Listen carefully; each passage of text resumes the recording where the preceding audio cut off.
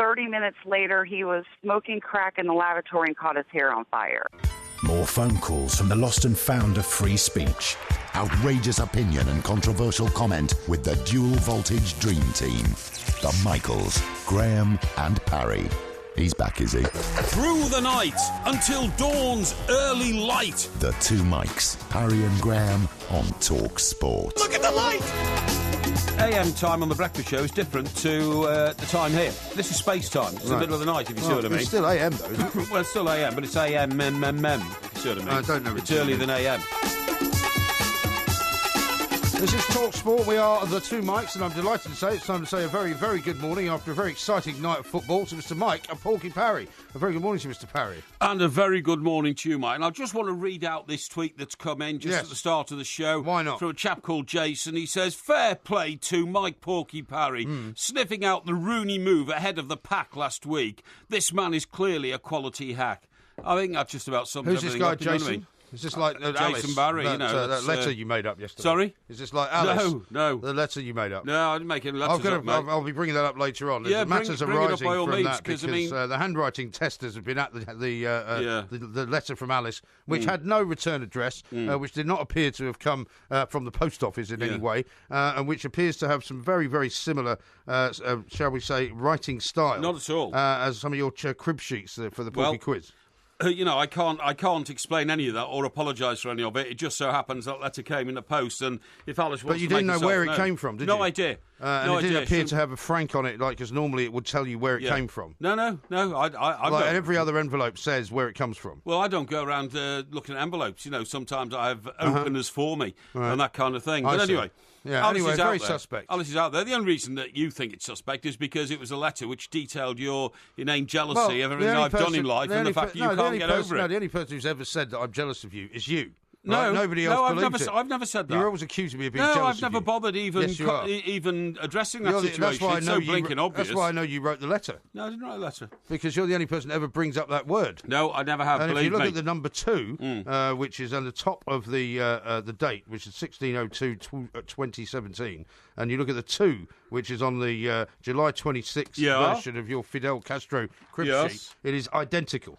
Well, that's news to me because I seriously didn't examine it to that extent. Really? Now, one thing I have examined is the form of Manchester City. Yeah. And they will clearly go out in the second leg of this tie, won't they? It was such a mad game that almost anything can happen. If they have a second tie... But Monaco were the better team. Well, they were. They had more possession. They scored more. They scored had more goals, chances on goal until the last sort of knockings of the game. Yes, and they looked a much better team. I mean, Manchester City all over the place. But the thing is, all over the place. But the game was all over the place. It was like a game in a circus. Yeah, I know, but that's what I mean. But now Monaco can take it back to a Monaco, right? And they're in control. But wouldn't you have thought when Monaco was sort of 2-1 up, that they would have just shut everything down? I mean, well, not really. That's not their style, is it? But that's the old Champions League that we're used to, isn't it? Well, that's not their style. They've scored 111 goals, haven't they? More goals than any other team in the world this footballing season. Yeah. And that's the way they play, and that's the way they're going to keep playing, and they just get on with it.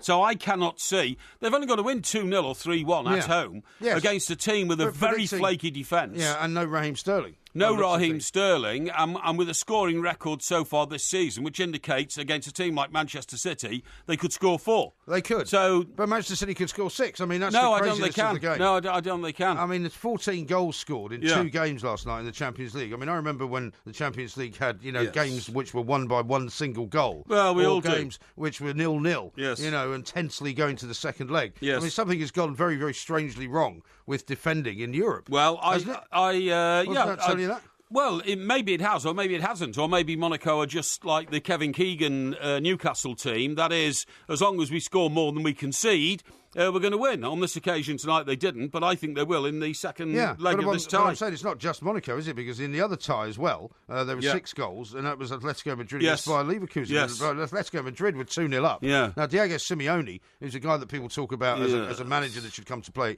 in the Premier League, he should come to Arsenal maybe, he should maybe come to other clubs. They were 2-0 up, and suddenly the game sort of ratchets out of control. It ends up being 4-2 to Atletico Madrid. Yeah, absolutely. Bizarre. It is bizarre.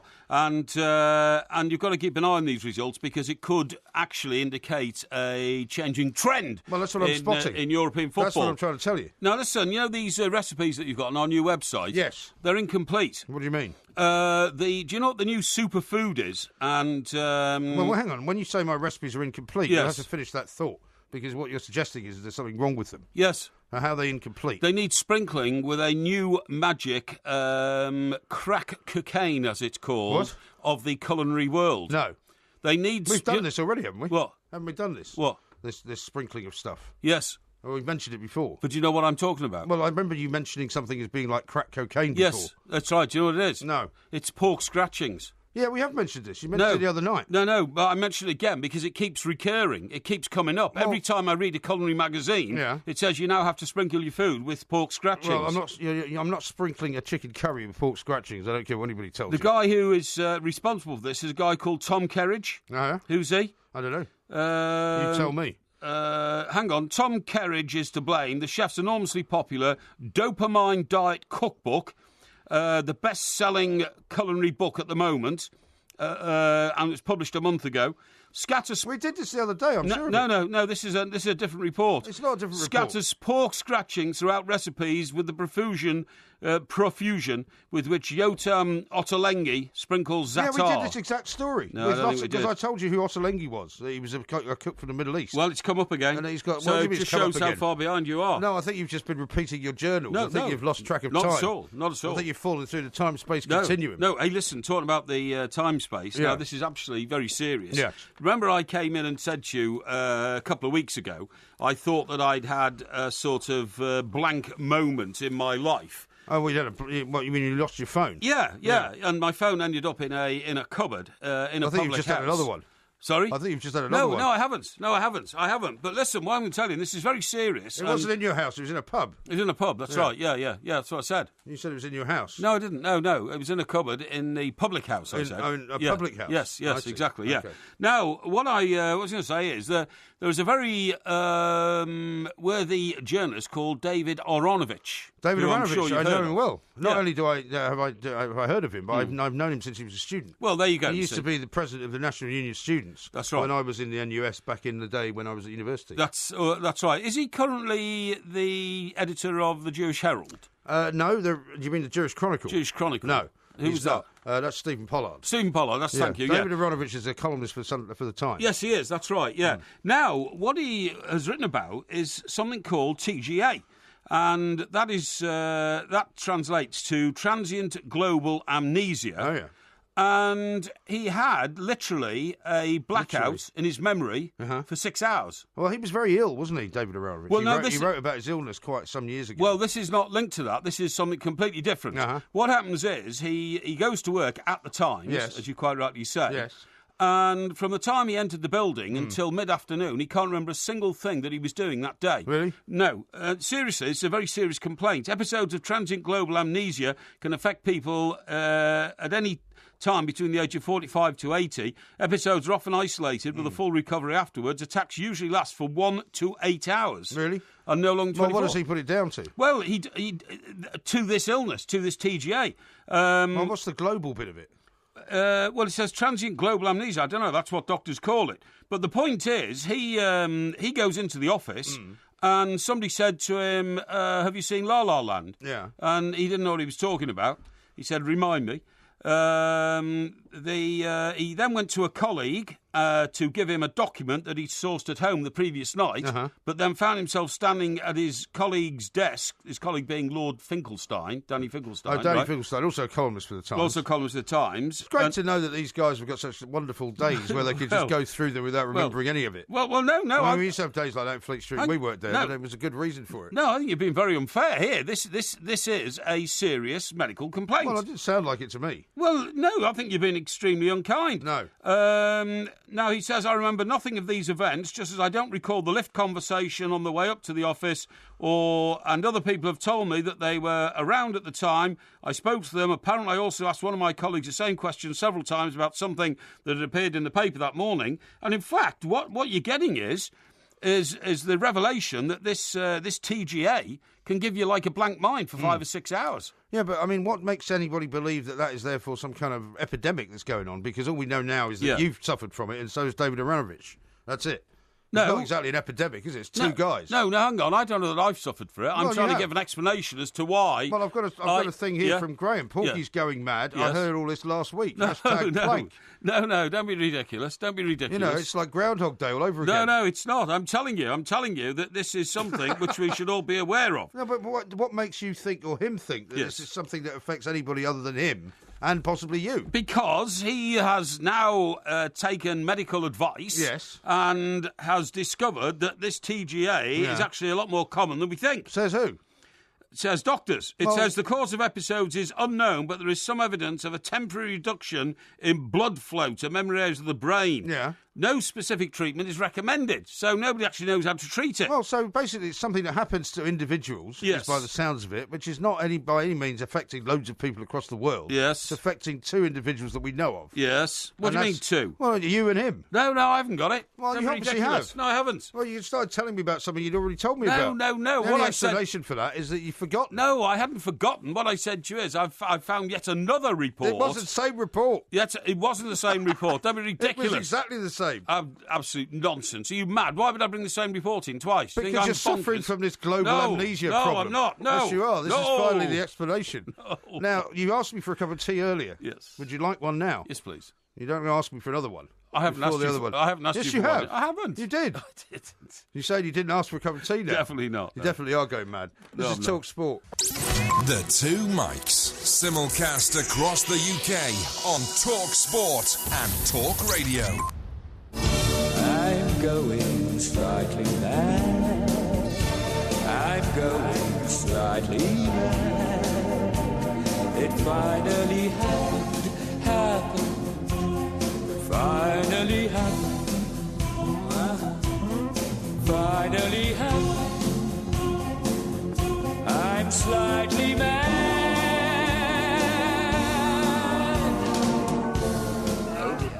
This is Talk Sport. We are the Two Mics. Coming up a little bit later on, Jonathan Johnson, who is Do you think we should French be making expert. fun of somebody who's suffering, from some sort of mental problem? No, I'm not making fun of anybody. Well, I think we were there playing that song. He's written about this, right? And he's previously, 5 years ago, he wrote a very intense piece, which I've just reread, right? Which was about him suffering from something called ITU psychosis, which was when he was in intensive care, getting, he was about to be operated on for some particular problem that he had. Yeah. But he got this thing called called ITU. Was that to do ITU. with his brain or not? No, I don't think so. Something else, yeah. It was something physical. But, I mean, he suddenly started suffering from this thing that they've now identified as ITU psychosis. Yes. Which means that you become incredibly paranoid, very fearful. You might need to be sedated in some way because you are literally mad, albeit for a temporary period. And he talks about how he woke up one day just to find that he was basically no longer mad. So, I mean, David Aranovich has got a very interesting history. Yes, but indeed. what I'm saying is that if he says that he's suffering from this thing, which means he can't remember what happened for 8 whole hours, then it's possible that it affects people. It may affect many people, but to go on about how loads of people are suffering from it, I mean, I've never heard of it happening to anybody else. Apart from you. Well, it's one of those things that people don't talk about. I think they feel a bit ashamed to be walking around for 6 hours without any memory. Is that how you feel? It's not struck me. That was one very brief instant for 5 minutes. According to Northey, Porky has TBA, total bladderisation amnesia. Can't remember one show from another. That's a bit harsh. And Mark says Porky's talking nonsense. He was just completely bladderated and forgot that he put his phone in the cupboard. No. That's not true at all.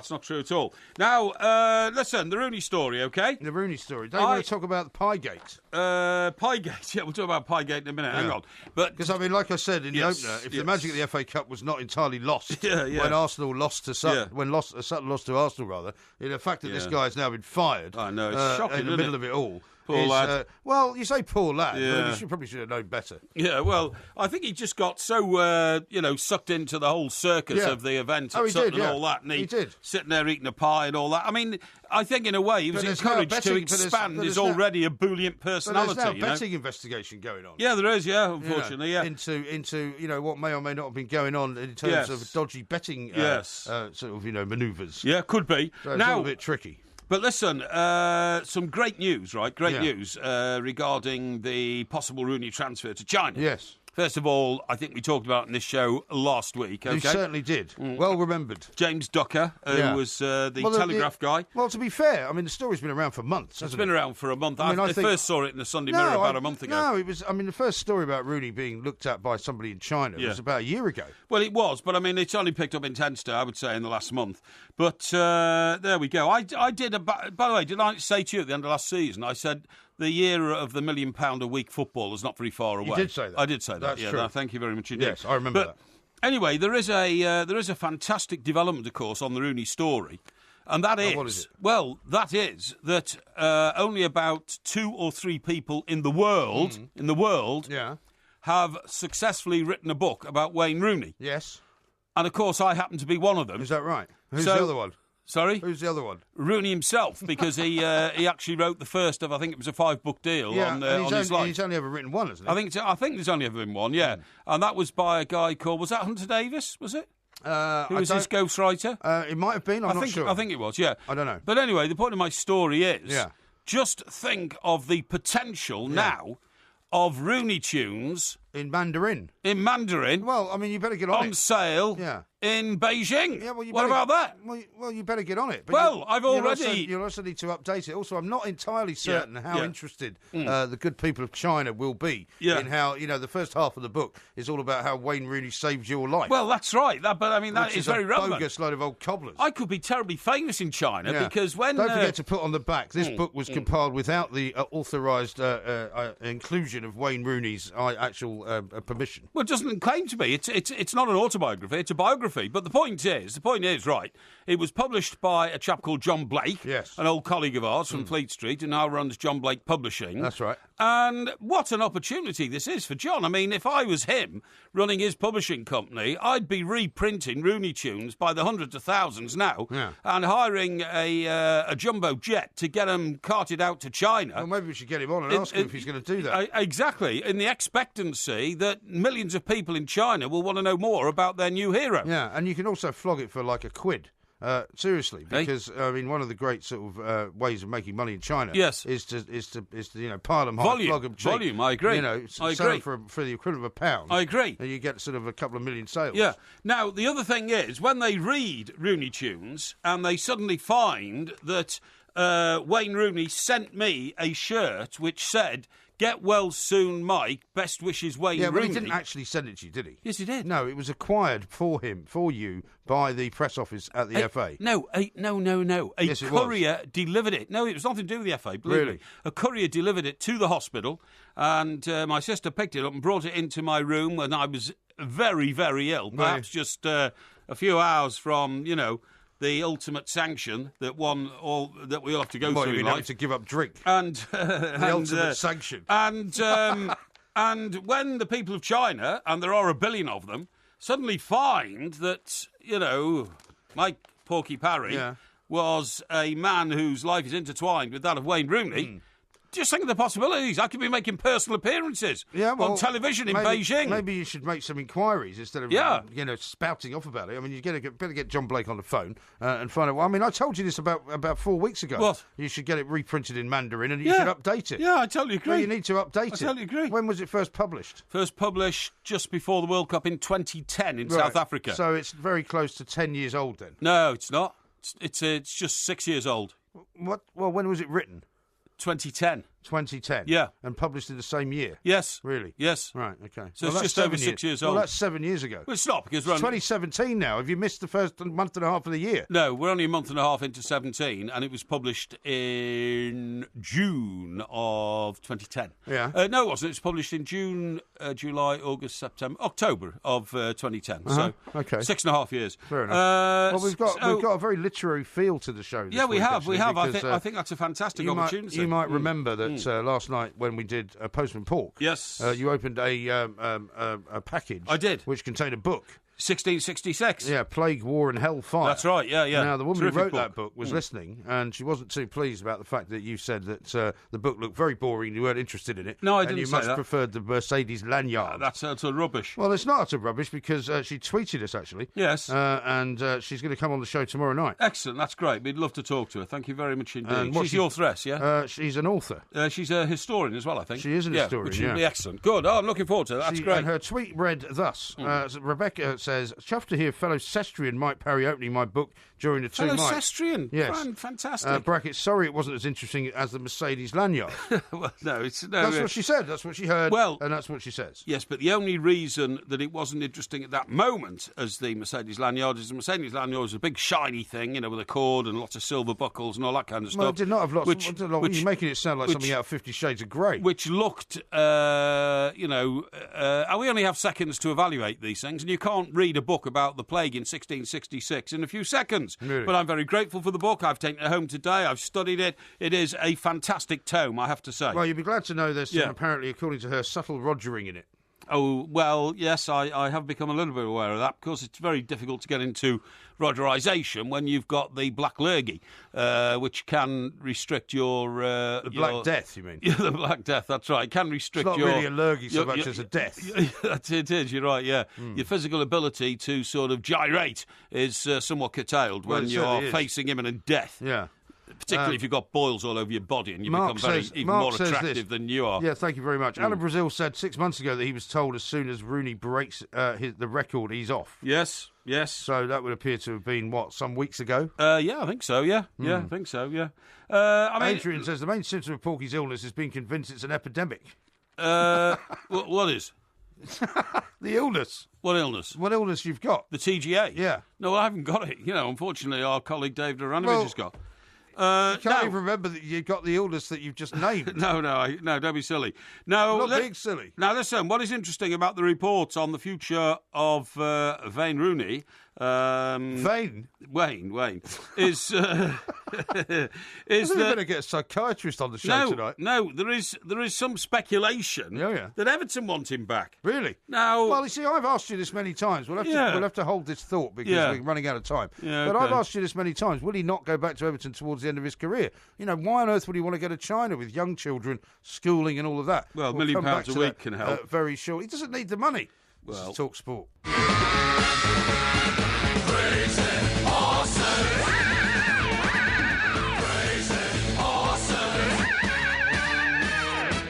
Never stop and they never die. They just keep on pumping how they multiply. Crazy horses will they. This is Talk Sport. We are the two mics. Ask Porky coming up a little bit later on. We will film it for Facebook Live as well, so you can watch it even as Porky solves your problems. If you want to post a question on Facebook, you can do so. Look for our Two Mics page. And, of course, you can find us on Twitter at the Two Mics. Great text here from Nick. Yes. Who sent us into 81089. Porky famous in China. What a joke. He's not even famous in Sutton. That's a bit harsh. Which is very good. And I have to tell you that people have jumped onto your bandwagon and not in an entirely good way for you. Yes. A couple of people, including Tom and a guy from Scottish Bull, says the original book was published first in 2006. 2006 was it? Yeah, there's a picture here, published by John Blake Limited. Then gives the address. First published in hardback in 2006. The ISBN number 184. Oh yeah, it was 2006. You're right. Yeah. So it is over 10 years old. Yeah, it is. Yeah, sorry As about I said. that. Yeah. Right. Well, the point is that I've been so busy in my literary career, I kind of forgot what year that one was. Wasn't that the last book you published? Let me just think. In your literary career. Was it the last book I published? Yeah, because before there was an awful lot of bubbly in Brazil. Yes, that's right. And then the previous Brazil book. Yes. You published 3 books, right? Yeah, well, sort of. Well, sort so that's of. the last one you did. Sort then. of. Well, it's. It depends on... See, I worry about you. I think there's a 10-year period which has just completely disappeared from your memory. I think it depends on your definition of publishing, to be honest. But there we are. Now, JPK says, how on earth has Mike Parry shanghaied the Rooney transfer and made it all about himself? No, 60% of the Rooney Tunes drivel. No. And I've got to read you this as well, yes. Which has been posted by another enthusiast of Rooney Tunes. Yes. Compost Fodder. Is what it says by Mr. Paul Taylor, posted on the 9th of June 2016. Yeah. This is on Amazon. Yeah. It's a review of the book. Right. I bought this book for my uncle, who was an avid fan of Wayne Wazza Rooney. Right. And at the bargain price of a penny, what could possibly go wrong? Exactly. Last week I asked him what he had thought of the book, Yeah. and he told me that in his 55 years on this planet, he hadn't read anything as terrible. Really? It's terrible as what? That's your book. Well, what does he mean? What's he compared it to? Well, in his 55 years on the planet Earth, Yes. I presume he's read a couple of other books. Yeah, but what sort of books? Well, I don't know. He Well, doesn't I say. think the man sounds like a moron to me. Is that right? Probably can't read. Well, I suspect that's not true. Even if he read just, a Janet and John book, he's comparing it to that. Well, I mean, that sounds to me like a person who doesn't really know what they're talking about. Really? Now, what about old roly-poly goalie from Sutton? Roly-poly goalie. Yeah. Would you like to refer to him by name? Well, yes, I would really, because His name is Wayne Shaw. the name is Wayne Shaw, and Yeah. unfortunately, he's got himself involved in a bit of a sort of controversy involving I can't claim this one as betting my and own pies. because it's in one of the tabloids. Yeah. Pie 45 is rather a good headline. 545, that's right, yeah. He's had to quit Sutton and all that kind I mean, of stuff. at the very best, you can say about this guy that he was probably rather unwise to Yeah. get himself involved in a betting scenario. A bit unworldly. A bit unworldly. Yeah. I mean, at worst, you would say he saw Yes. this as opportunity for his friends to make a bit of cash. Well, I don't think it was even that. I think that he was encouraged and egged on to, get into the swing of things. It was a fantastic night at Sutton. He had been a central character. I mean, they'd done half a dozen TV interviews with him alone, on the big guy who's the reserve goalkeeper. Well, even the Moose interviewed him, right? And the Even the Moose Moose had the interviewed him, yeah. temerity to ask him how much he weighed. Yes.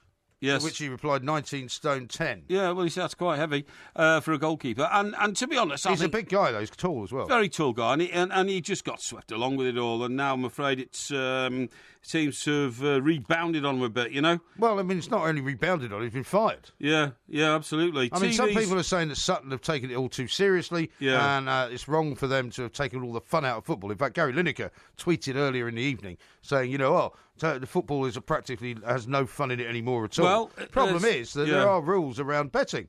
Yes, indeed. There are rules around betting, and the betting rules are quite specific. Yeah. In that they don't have to be betting about an actual and what's going on the field. Yeah. They can be anything around. Oh, of course they can. the game of football. Well, I tell you what, old Matt Letitia got involved in a bit of a controversy years ago when he published his book and alluded to. It's just the throw-in story. Yeah, that's isn't it? right. Yeah, to being sort of used for one of the betting stunts But, is what time is the first throw-in, Yeah. and a ball chipped to the wing, which a player moved out of the way for, Yeah. and the ball went out, and all that kind of stuff. But the point is that Yeah. I pointed this out to you last night because I said, did you not think it was a bit of a coincidence that a betting company had offered 8 to 1 on the chances of him eating a pie? Yes. Some people are saying it's a pasty. Look, it doesn't matter what he was eating. No, it was a the meat money has potato been pie, paid out apparently. because the same betting company has already said it's paid out a 5-figure sum. So Well- the bottom line is, right, as I pointed out to you last night, it was a bit of a coincidence that he Yes. was suddenly spotted very, very clearly on television eating and munching into his pie. That's right. But let's talk to Terry, who's a West Ham fan who thinks there should be more fun in football. Okay. Terry.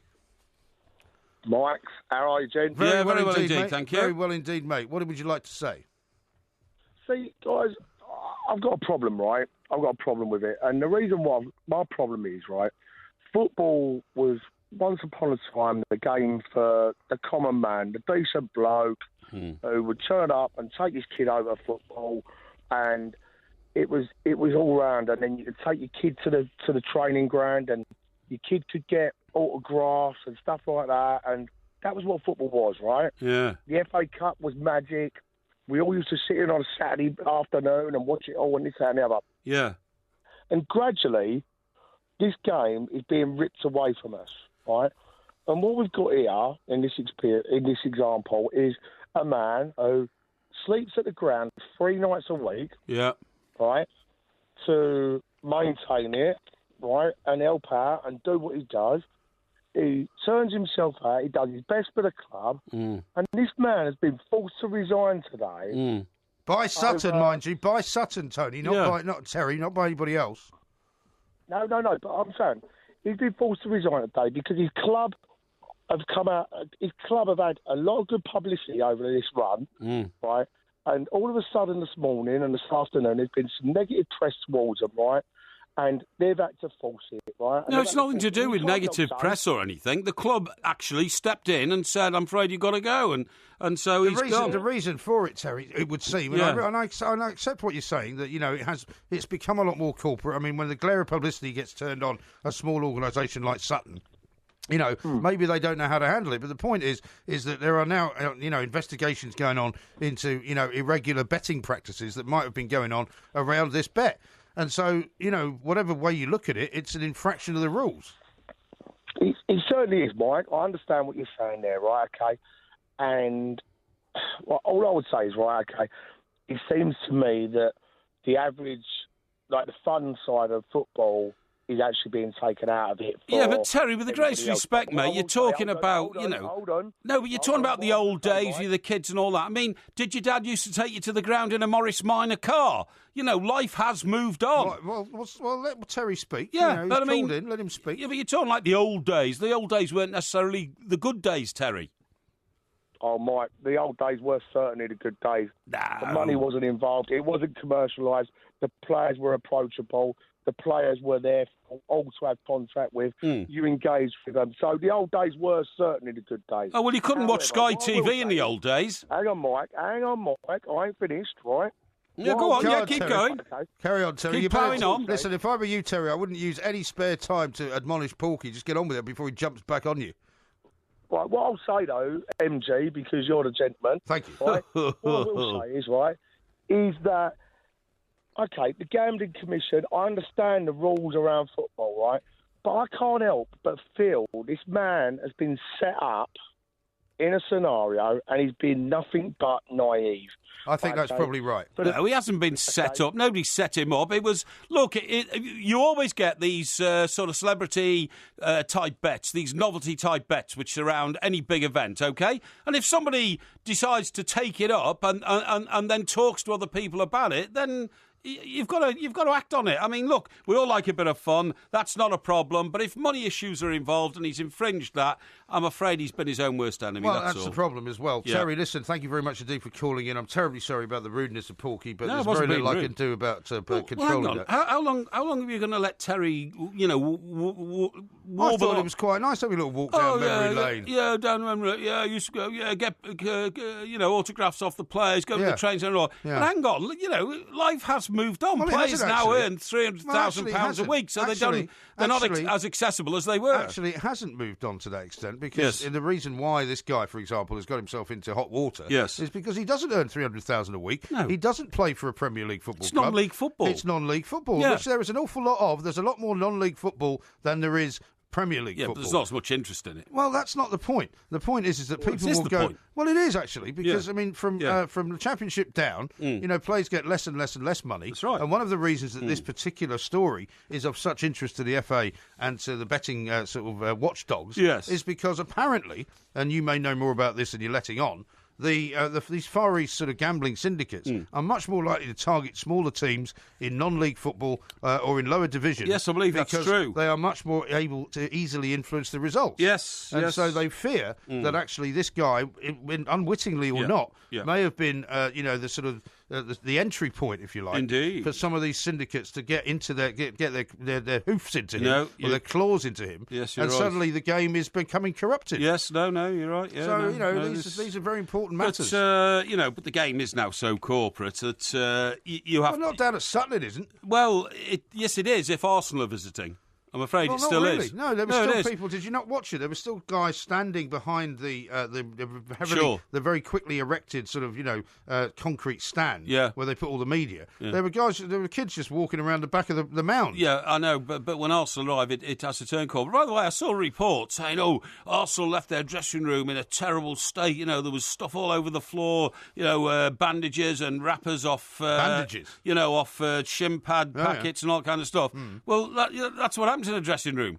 You know, they also gave them a crystal cannon, didn't they? Yeah, they said it was, spotlessly clean when they arrived. Well, yeah, but I mean, when 16 or 17 professional footballers, after playing 90 minutes football later, had vacated the dressing room, which is smaller actually than the broom cupboard at the Emirates. Of course, it's going to look a bit messy. Well, it shouldn't, because they should pick up after themselves and treat places with respect. That's well, what they should they do. have people who do that for them at the Emirates. That's the problem. And they assume that the same would happen at Sutton. That's the problem. Well, they're entitled to assume I'll that. go into a Greasy Spoon cafe, I'll order some breakfast, right, and I'll always take the plate and the cup back to the counter. Oh, you do, I do don't you? leave it on the table. Oh, good man, well because done. that's the sort of thing you should do. Well, working class hero you are. I'm not the one that pretends to be a hero of the working class, but I've got another review of your crappy book coming up next. This is Talk Sport. Oh, nasty. The Two Mics, simulcast across the UK on Talk Sport and Talk Radio.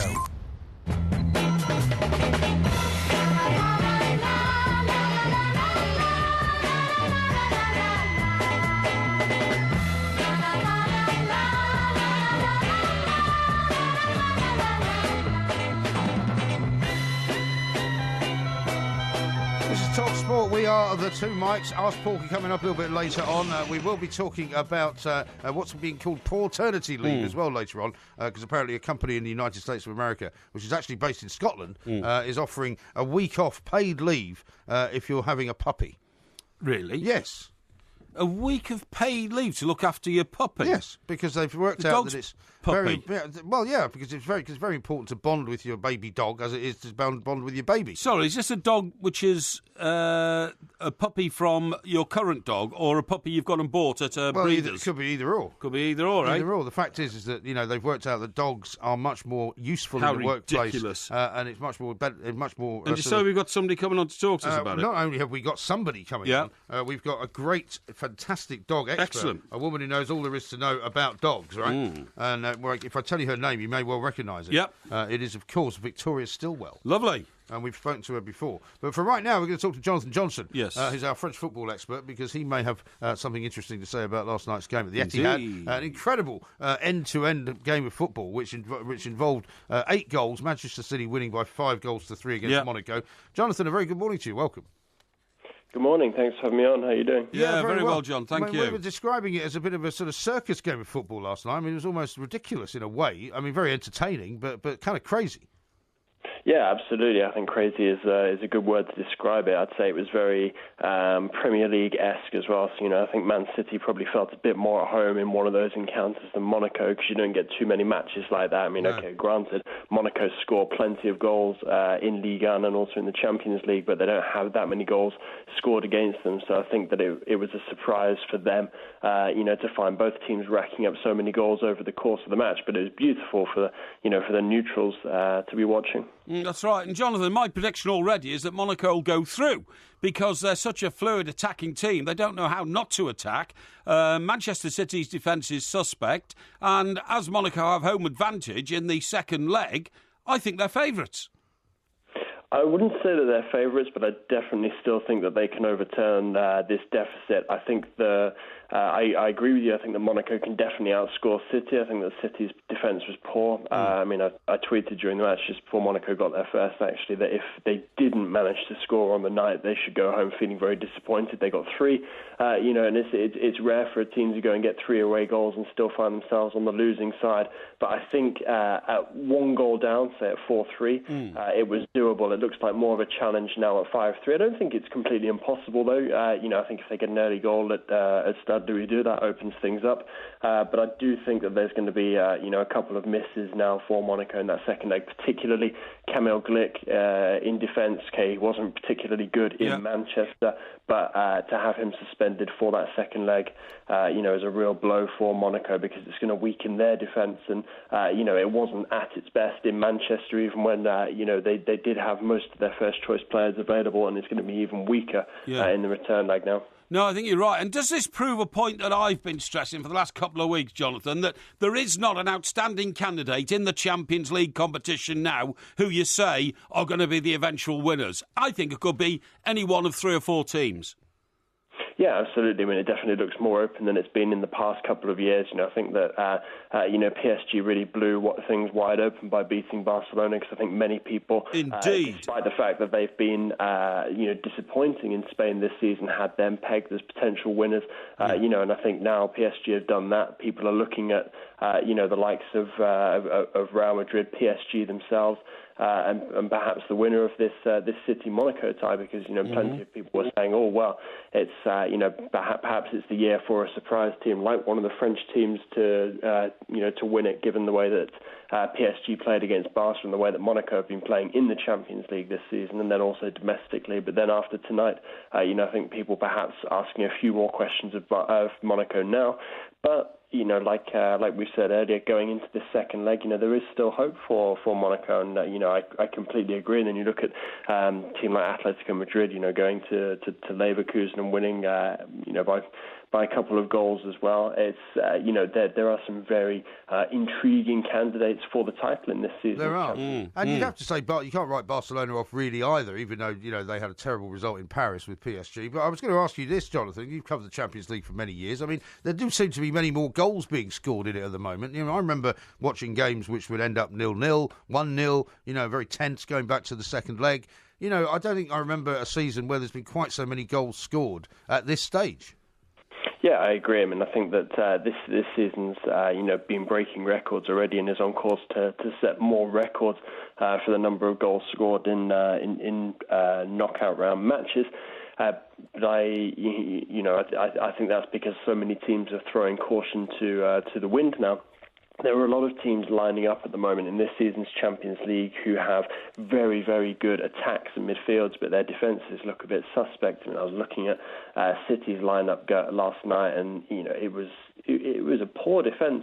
On paper, I mean, and obviously it came across that way in the game as well. They conceded 3 goals. Yeah, granted, they scored 5, but that's kind of the point of what I'm trying to say. Their midfield and their attack is very, very strong, but their defence very weak. I won't, because he saved a penalty, I won't say Caballero was another potential weak point in goal, especially when Subasic proved to be an even weaker point in Monaco's goal at the other end. Well, you wouldn't have looked. You wouldn't have looked at that back line and said that it was the strongest. No, I mean, letting that Aguero goal just slip right through his hands was just horrendous, wasn't it? Yeah, very, very disappointing. In fact, when I was speaking with City before the match, I picked out 2 potential ways for City to get at Monaco, and I said if they got him behind the fullbacks and they got at Subasic, who doesn't, I don't rate him as a top goalkeeper. I don't think he's poor, but I think that Monaco now at the stage of the project that they're at can probably do better. And City did just that. That goal, the finish past Subasic or through Subasic, was really crucial in the match. That and the Falcao missed penalty, because as good as his header and his lobbed finish was, people forget that he also had a very, very poor penalty saved by Caballero as well, and that really seems to be the turning point of the match. Indeed, could have been even more goals. Finally, Jonathan, we haven't got a lot of time. Hold out any hope for Leicester tonight in their bid to try and stay in the Champions League? Knocked out the FA Cup. Looking like they're staring down the wrong end of a relegation battle. Indeed. And they've got a big, tough game against Sevilla tonight. Yeah, I mean, it's been such a crazy season so far in the Champions League that it would be a bit churlish, really, to say that Leicester have absolutely no chance before either of the 2 legs have been played, especially when you consider how much better their form has been in Europe compared to domestically at the moment. Although, they're up against a Sevilla side who have so much experience in Europe over the last couple of seasons, granted more so in the Europa League than the Champions League, so they're venturing into sort of unknown territory here. But I think that the Leicester do have a good chance of getting a result over the 2 legs. But then again, Sevilla at the same time, they're also capable of scoring plenty of goals. Sampaoli is fast, making his reputation as one of the best, or at least one of the most entertaining coaches in world football. Sure. So yeah, Leicester do have a task ahead of them, but I think that they could have been handed a bigger challenge. So I wouldn't completely write them off, but I think if they want to survive in the Premier League, it's perhaps a a good time for them to bow out now so that they can focus on picking up some points between now and the end of the season. Yes, indeed. Jonathan, thank you very much indeed. Jonathan Johnson there reporting into us after that City game. I see Claudio Ranieri, by the way, is now saying that he could have left Leicester at the start of the season and gone to another club because of his great ability to have won the league. That's right. Which he didn't do. No. And he wasn't fired either. Now, how about this question for you from Liam? Yes. MG, if it is 0-0 or 1-1 in the second leg, how and when will the away goals kick in? I've never come across a 5-3 before. Well, surely the away goals only kick in if it turns out to be aggregate score. An aggregate score which is drawn. Exactly. You don't kick in away goals before that. 0-0, 1-1. Well, the score stays as it is now in terms of differentials. City will go through. Yeah, of course. Yeah, absolutely. I wouldn't. Not that I was suggesting that you should gamble at all, but I certainly wouldn't put a bet on 0-0. No. I think 0-0. No, I said no, I agree with you. Dan says, such hypocrisy for Mike Parry. He lives in the old days. Tin food, the Beatles and purple trousers. What? I rest my case. Are you mad? When you were having a go at Terry there. Well, Terry came as, two more kids to training ground. Why are you making fun of his accent? I'm not making fun of his accent. I'm trying to impersonate the sound of the caller who came on the show. Shocking. We're very grateful for the caller coming on the show. But all I'm saying is that, certainly when it comes to football, you simply can't live in the past. If you do, what did I see the other night? I saw the world's first ever footballer advert, and it was, that's right, did you see it? What? It was Stanley Matthews, right? No, I didn't see Stanley Matthews. And there was a picture of the Wizard of the Dribble, and then to the side there was an artistic drawing of him drawing on a cigarette. What was this, like a poster, you mean? Yeah, it was a poster, drawing on You saw an advert of Stanley Matthews? Yes. Well, he was dead by the time I was growing up. No, I saw it reproduced in a publication this week, and it said how football's changed. Yeah. And this was actually a footballer, Stanley Matthews, the most famous footballer in the world at the time, the Wizard of the Dribble and all this, who was smoking a cigarette and saying, this makes me feel better every time I play or something. I know. Well, some of those old cigarettes are bizarre. Here's one from Jibo, says, MG, is there any chance you could throw some of that support behind City, a la Millwall, as Leicester get tonked and do the triple? Throw what, sorry? They want my support. Well, because I'm becoming so legendary now for predicting the right scores. Oh, are you really? After Millwall's I missed that one, sorry. Well, you didn't realise that I've got 3 trebles right out of the last 4. You keep boasting about that. I tell you what, you must have a very empty life if that's all you can go around boasting about, honestly. It's only when you bring up the fact that apparently you think that my predictions are not very good. Well, I've Your never predictions said, are almost consistently wrong. I don't say that. I don't say that. Well, you've just said it. I tell you what, I'm glad I'm not flying today. Why? Because BA cabin crew, who are members of the Unite Union, are due to start the first of 4 days of strike action over pay. Well, I'll tell you why. There's another good reason you don't want to be flying today, because Storm Doris is finally hitting Britain. Doris! And there's going to be winds of up to 80 miles an hour across the British Isles. Yeah. So you wouldn't want to be flying in that, really, would you? No, you wouldn't. Now you know that the feature this week for Porky Vision is tomorrow night, but I do think we should touch on tonight the increasing number of moans and groans from people saying they simply can't understand TV programmes these days. And in particular, we've got examples tonight of Taboo. With Tom Hardy, That's right. And the new one, SSGB. People saying rubbish that was. Well, excuse me, I'm the TV reviewer. No, well, I'm telling you what I think of it. I actually watched it, by the way, in 10 minutes and switched it off. Our audience don't care what you think about it. Is that right? I'm the TV reviewer. I'm the one who's got the professional eye on it. Right. But they're moaning that they're moaning they couldn't hear anything in that as well. So we'll address that for a second or two a little later in this show. Okay, very good. We'll also be talking about dogs and some taking time off when they have puppies. And Sweden. Sweden might come in as well. Sweden, I have views on Sweden. Do you? Okay. Yeah.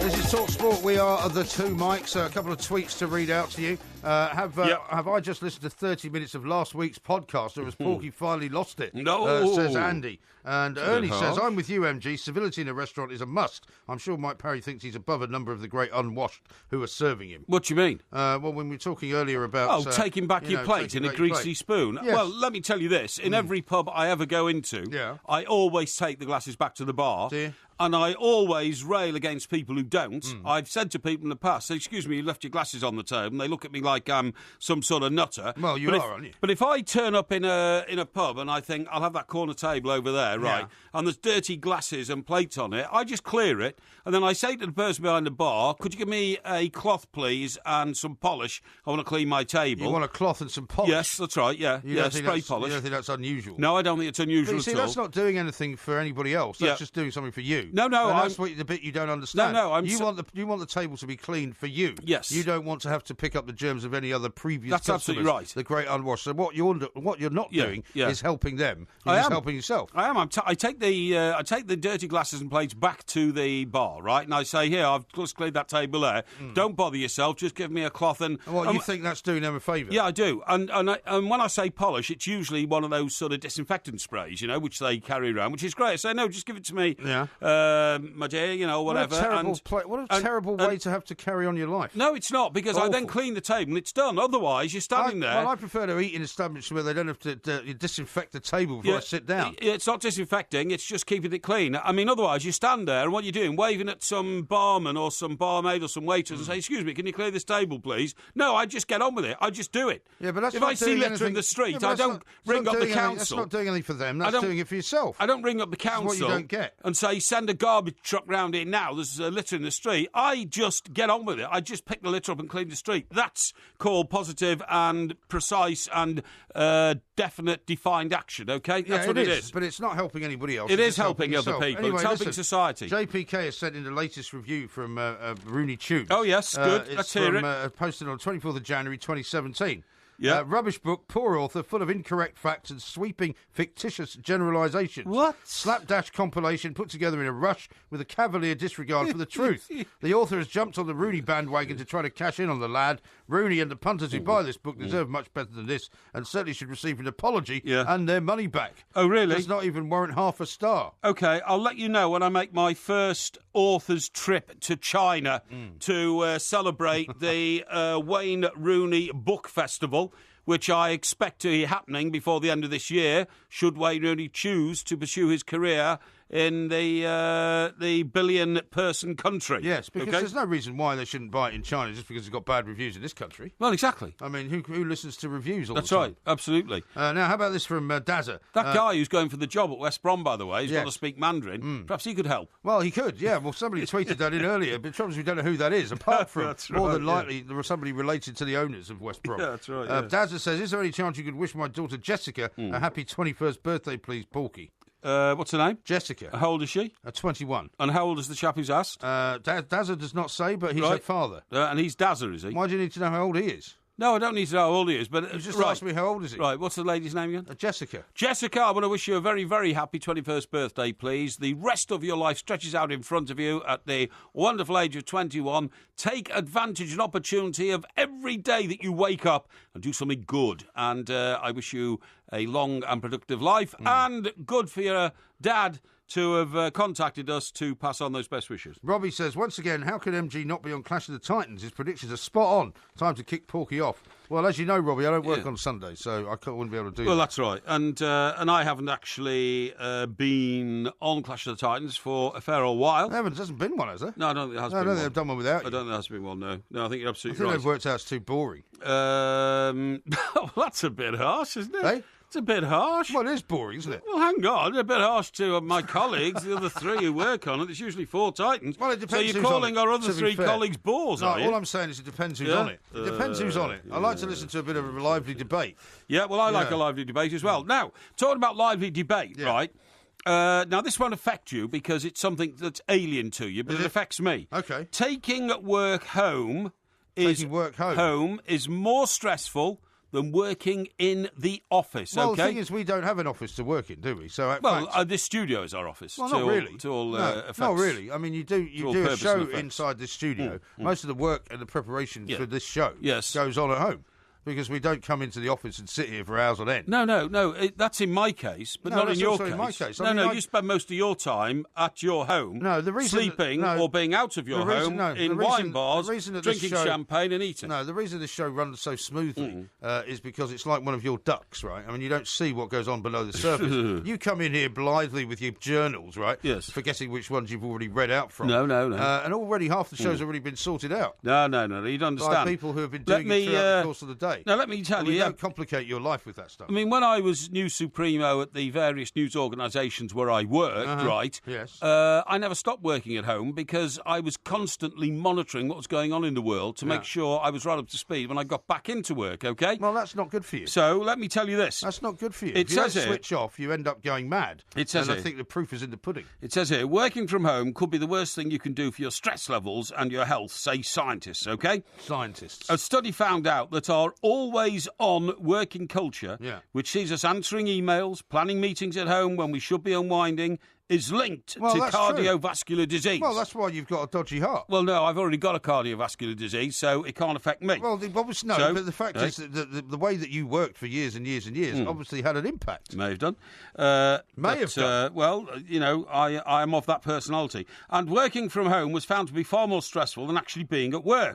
Heart monitors showed that more than half of the 550 city workers who took part in the study were more stressed at home than at work due to continuously thinking about their job. That's true. Stress levels remained extremely high until around 8:30 p.m, with some continuing to be stressed out until 1 a.m. Yeah. Now, these researchers know what they're talking about. Guess well, why? They do. Because they come from the University of Surrey, Stockbroker Belt. That's a terrible university. And it's not even a real university. What? It's a poly. It's a polytechnic. University of Surrey? You're joking. It's one of the oldest universities in the country. University of Surrey? Yeah. Are you sure about that? Yeah, definitely. Would you like to put any money on that? It was founded in the 19th century. Really? That's not one of the oldest universities in the country, then, is it? It was, I think, in the sort of 60s. Wasn't it a hotbed of, You're thinking of the University of Sussex? Yeah, I am, actually, in Brighton. You're absolutely right, yeah. Yes, which was a hotbed of University of communism. Surrey, based in Guildford, I imagine. But anyway, it goes on to say... It used to be called Guildford Poly. No, it didn't. No, it didn't. Monitors also showed that more than 25 members of staff from one London office woke up between 3 a.m. and 4 a.m. thinking about work, with some of them starting to read or send emails shortly afterwards. Yeah. Well, there's no doubt that, as I've said to you on many an occasion, you do need to take a step back from your working scenario. Yes. Otherwise, you go completely and utterly mad. And while we've always been fortunate enough to be in the business of the media, so therefore you're always kind of watching news or you're reading something, or everything you do really is material for the show, indeed, or for the newspaper you're working for.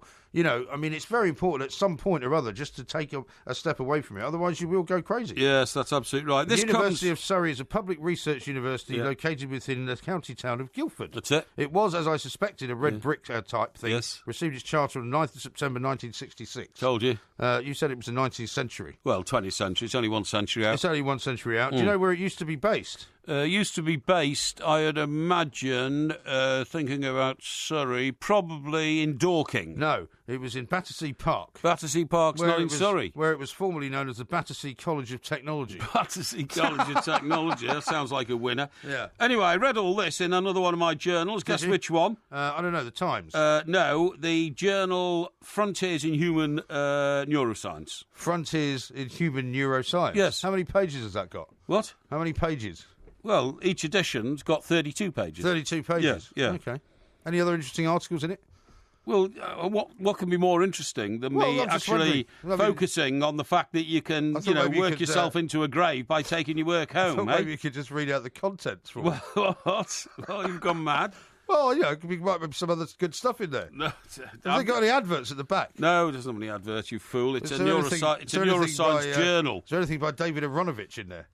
Well, that's a bit harsh. He's not been well, and yet you just seem to want to mock the poor guy. I'm not mocking. I know the guy. I was going to say, you can claiming he's been a colleague for the last 30 years. You don't seem to have much sympathy for him. But I do know him. It's not a question of having sympathy for him. Anyway. Now, James Ducker, who was the chap who wrote the story last week, which we highlighted about the possibility of Wayne Rooney going to China before the end of the Chinese transfer window at the end of this month, writes tonight that the crucial trigger which could lead to this deal happening or not, will be whether or not Rooney is in the lineup for this Sunday's League Cup final. And it would suggest, from what I've read in the last couple of days, that he's not going to be. I agree. He's recovering from a root canal, I think, isn't he? Well, he's been recovering from an injury anyway, hasn't he, for a couple of weeks, and then they brought in the root canal thing, and I don't quite understand the root canal thing. I had quite complicated tooth surgeries, and I was fine within 24 hours, no problem. Yeah, I've had root canal work done in the past, exactly, many years ago in New York, actually. Yeah, and it doesn't. I mean, it makes you a bit sort of, because you're not under general anaesthetic, so it's not as if you need days and days to recover. That's right. But haven't you been to see somebody about your gnashes today? Yes, I did. Where did you go? I went to Harley Street. Harley Street, I see. So a man of the people, and... you don't believe in elitism or anything like that. Well, excuse me. But instead of going to a dentist in, Bermondsey or some downtrodden I went to a dentist London in Surrey suburb Keys. that you live in. No, I went to a dentist in Surrey Keys last week. Yes. And he suggested to me that he couldn't really help me with what I wanted. Because they're in such terrible mess. Well, no, because the NHS doesn't generally do the things that I want him to do. So, but, you'd obviously prefer to go private with your dental work, because that's what you did.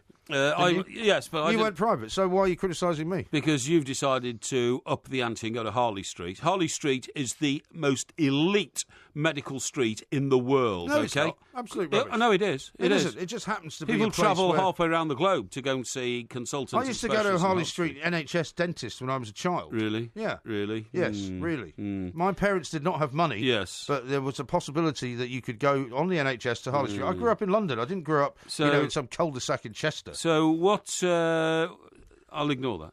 Why should you ignore it? Insult on my family. You did grow up in a cul-de-sac in Chester, didn't you? Yeah, but you spat out cul-de-sac as out some sort of because it's petty bourgeois. Estate or because something. It's petty bourgeois. And you're always trying to make out that, in any chance you get to attack me for being something like what you think I'm not the man of the people. Yes. I've never pretended to be a man of the people. Now, you are the man who pretends to be a man of the people. Yeah. And yet, you hate the people. No, I don't. You hate the scum that live in council houses. I love my houses, fellow man. And you don't like spending any time with anyone who doesn't have any money. It's not true. It is true. Anyway, what did the Nasher expert say about your teeth today? The Nasher expert says that he can sort my teeth out. But it'll take a long time. Well, it'll be a project, I think, because it just needs a big project as well. I'm going to have a few implants done, a few bits and pieces How much here and will the there. scaffolding cost? I don't know yet. Keep your huge gob, in place when it's all going on. I haven't seen the bill yet. No. But I have no intention. Frightening. I have no intention of sharing every single cough and spit, literally, with you. No. Well, or the great number of listeners. I wouldn't wish for they're not that. interested. Anyway, let's get back to old James Ducker, OK? This is the guy from the Telegraph, because he's writing in tomorrow morning's paper,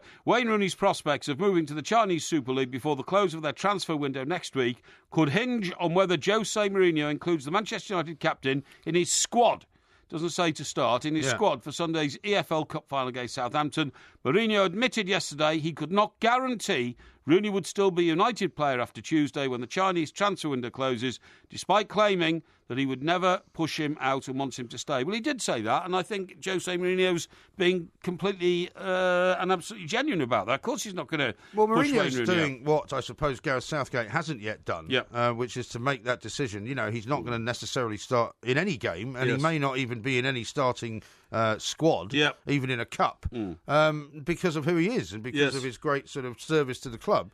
Because it may be time to move him on. That's right. I mean, Jose Mourinho doesn't really have a sentimental bone in his body, as far as that's concerned. Does No, it? I don't think he does. And what about Mr. Brazil's point that was made earlier? What was that? Once Wayne Rooney got the goal-scoring record and passed Bobby Charlton, he would move on. Well, is that what Al said? Well, apparently so. I read that tweet out a bit earlier. Oh, did you? Yes, OK. Well, I mean, Al's got his ear to the ground. He knows what's going on. He's not here at the moment, of course. He's in the Alps doing a bit of skiing. Yeah. But I have no doubt that he's ahead of the game. By the way, whatsoever. speaking of which, I just see a line saying that Rangers are interviewing this week a new manager appointees. Possible. OK. Do we know who they are? We don't know who they are. But, I think they've got any sense. They'll take Big Eck back. Did you think so? Yes. Big Eck may not want to go back. Alex McLeish. Oh, no, he does, definitely. How do you know that? I'm aware of the fact that he does. Is that right? Oh, yes. Right, who told you that? Sorry? Who told you that? It doesn't matter who told me that. I'm aware of the fact he does. Because actually, it was a bad day yesterday for another manager of Scottish derivative, wasn't it? Mr. Coyne. Mr. Owen Coyne. Yeah. Coyle. Coyle? Coyle. Owen Coyle. Owen Coyle. Not Owen Coyne. Owen Coyle. And I tell you what, I think Blackburn are looking like a doomed club, man. They really are, because they don't seem to have been able to get the infrastructure of the club back together. Well, the problem is the Venky's have taken a load of money out of the club. Isn't that the case? I don't know that for a fact. Well, that's what the fans say. Well, that's what the fans might claim. The fans say that money has come into the club and it's not been spent on players. Well, that's what they say. I honestly don't know what the financial arrangements are. It says Gary Rout, Nigel Pearson and Keith Hill among candidates under consideration by Blackburn Rovers as the club search for their 8th permanent manager in 7 years after Owen Cole's departure by mutual consent yesterday. The old mutual consent. Yes, less than 9 months since taking charge at Ewood Park. Yeah. Well, I mean, maybe some of those same names will be being interviewed by Rangers. Well, yeah. Could look. Jobs are valuable. I mean, managers' jobs, they pay an awful lot these days. Not only, in the old days, the manager used to get about 1/4 of what his top player got. Now it's the other way around. Although I was talking to a guy who knows about these things a couple of weeks ago, who said the problem with Rangers is they've got all these players, right? Many of them are on contracts which are pay as you play. Yes. And as a result of that, because they haven't got any money, they're not playing them. And I see, what you would consider to be the better players are not allowed to play, because otherwise they'd have to give them more money. That can be a problem, so can't that's a massive problem if you're going to go in there as a manager. Yeah. I would have thought. Hey, listen, by the way, talking about news stories, as we always do, did you read this week about... It's a really remarkable story.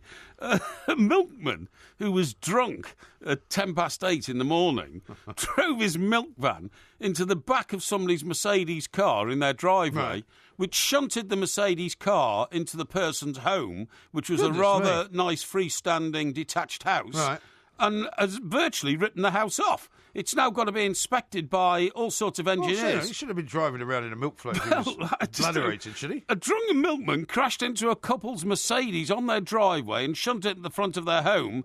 Adam Martin has caused at least £40,000 of damage in the incident, which happened at 8:10 a.m. on a Saturday last month. Blimey. He was so incapacitated he had to be carried from the scene after his Ford Transit milk truck veered onto the driveway of Joe and Declan Sunderland's home. Mrs. Sunderland said... Where did this happen? Sunderland. Sunderland? Yeah.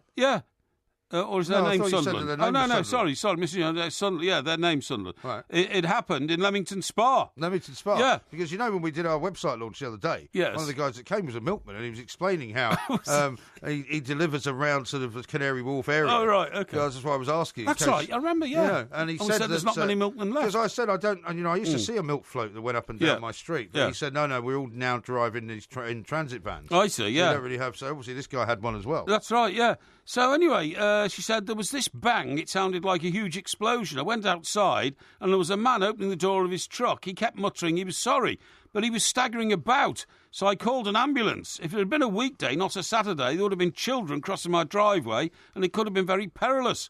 But then it goes... shocking, isn't it? Yeah, but then this guy's actually been up in court, right?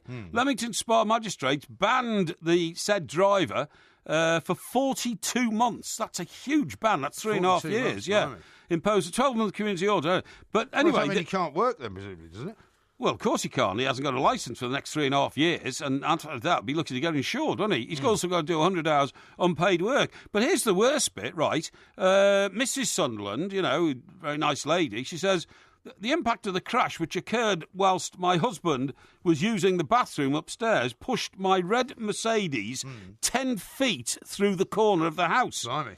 My car was a complete write-off, and it took 5 hours before the police structural engineer would even allow the fire service to move the vehicles. The damage to my house is very serious. The crash has taken out one of the structural corners. The front corner will have to be taken down and rebuilt. It has caused cracking in every room of our property. The house is still creaking, and it's going to cost tens of thousands of pounds, if not more, to put it right. Blimey. Tests are going to have to be carried out to see if the house's foundations have been damaged.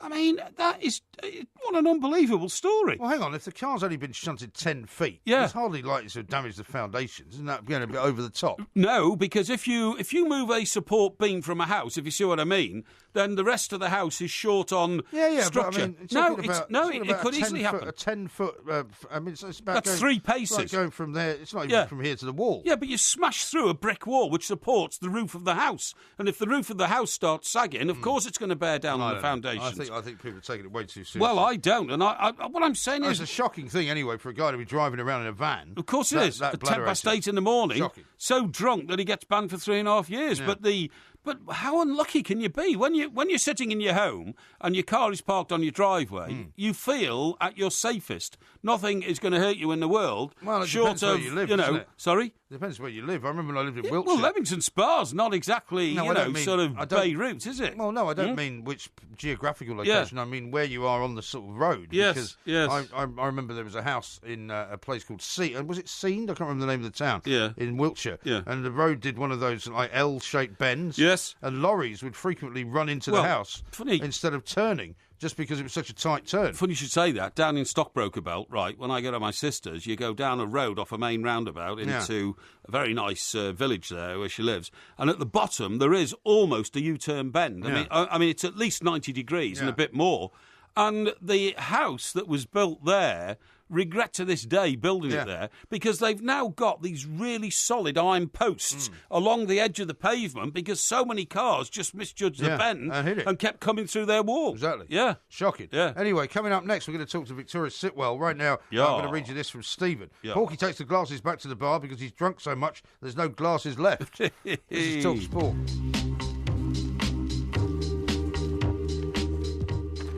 This is Talk Sport. We are the two mics. We've got lots more coming up, including Victoria Stillwell, who's going to be telling us all about why paw-ternity leave is a good idea for people who have dogs. Indeed. And you can see why that would be a good idea, actually, because That'd be it's a company called Brew Dog over in the United States, which is actually a beer company, which is originally from Scotland, right? Oh, yeah. And they are supposedly allowing their staff to take a week's paid leave in order to bond with their new dog. Who pays for the week's leave? Well, they do. Who?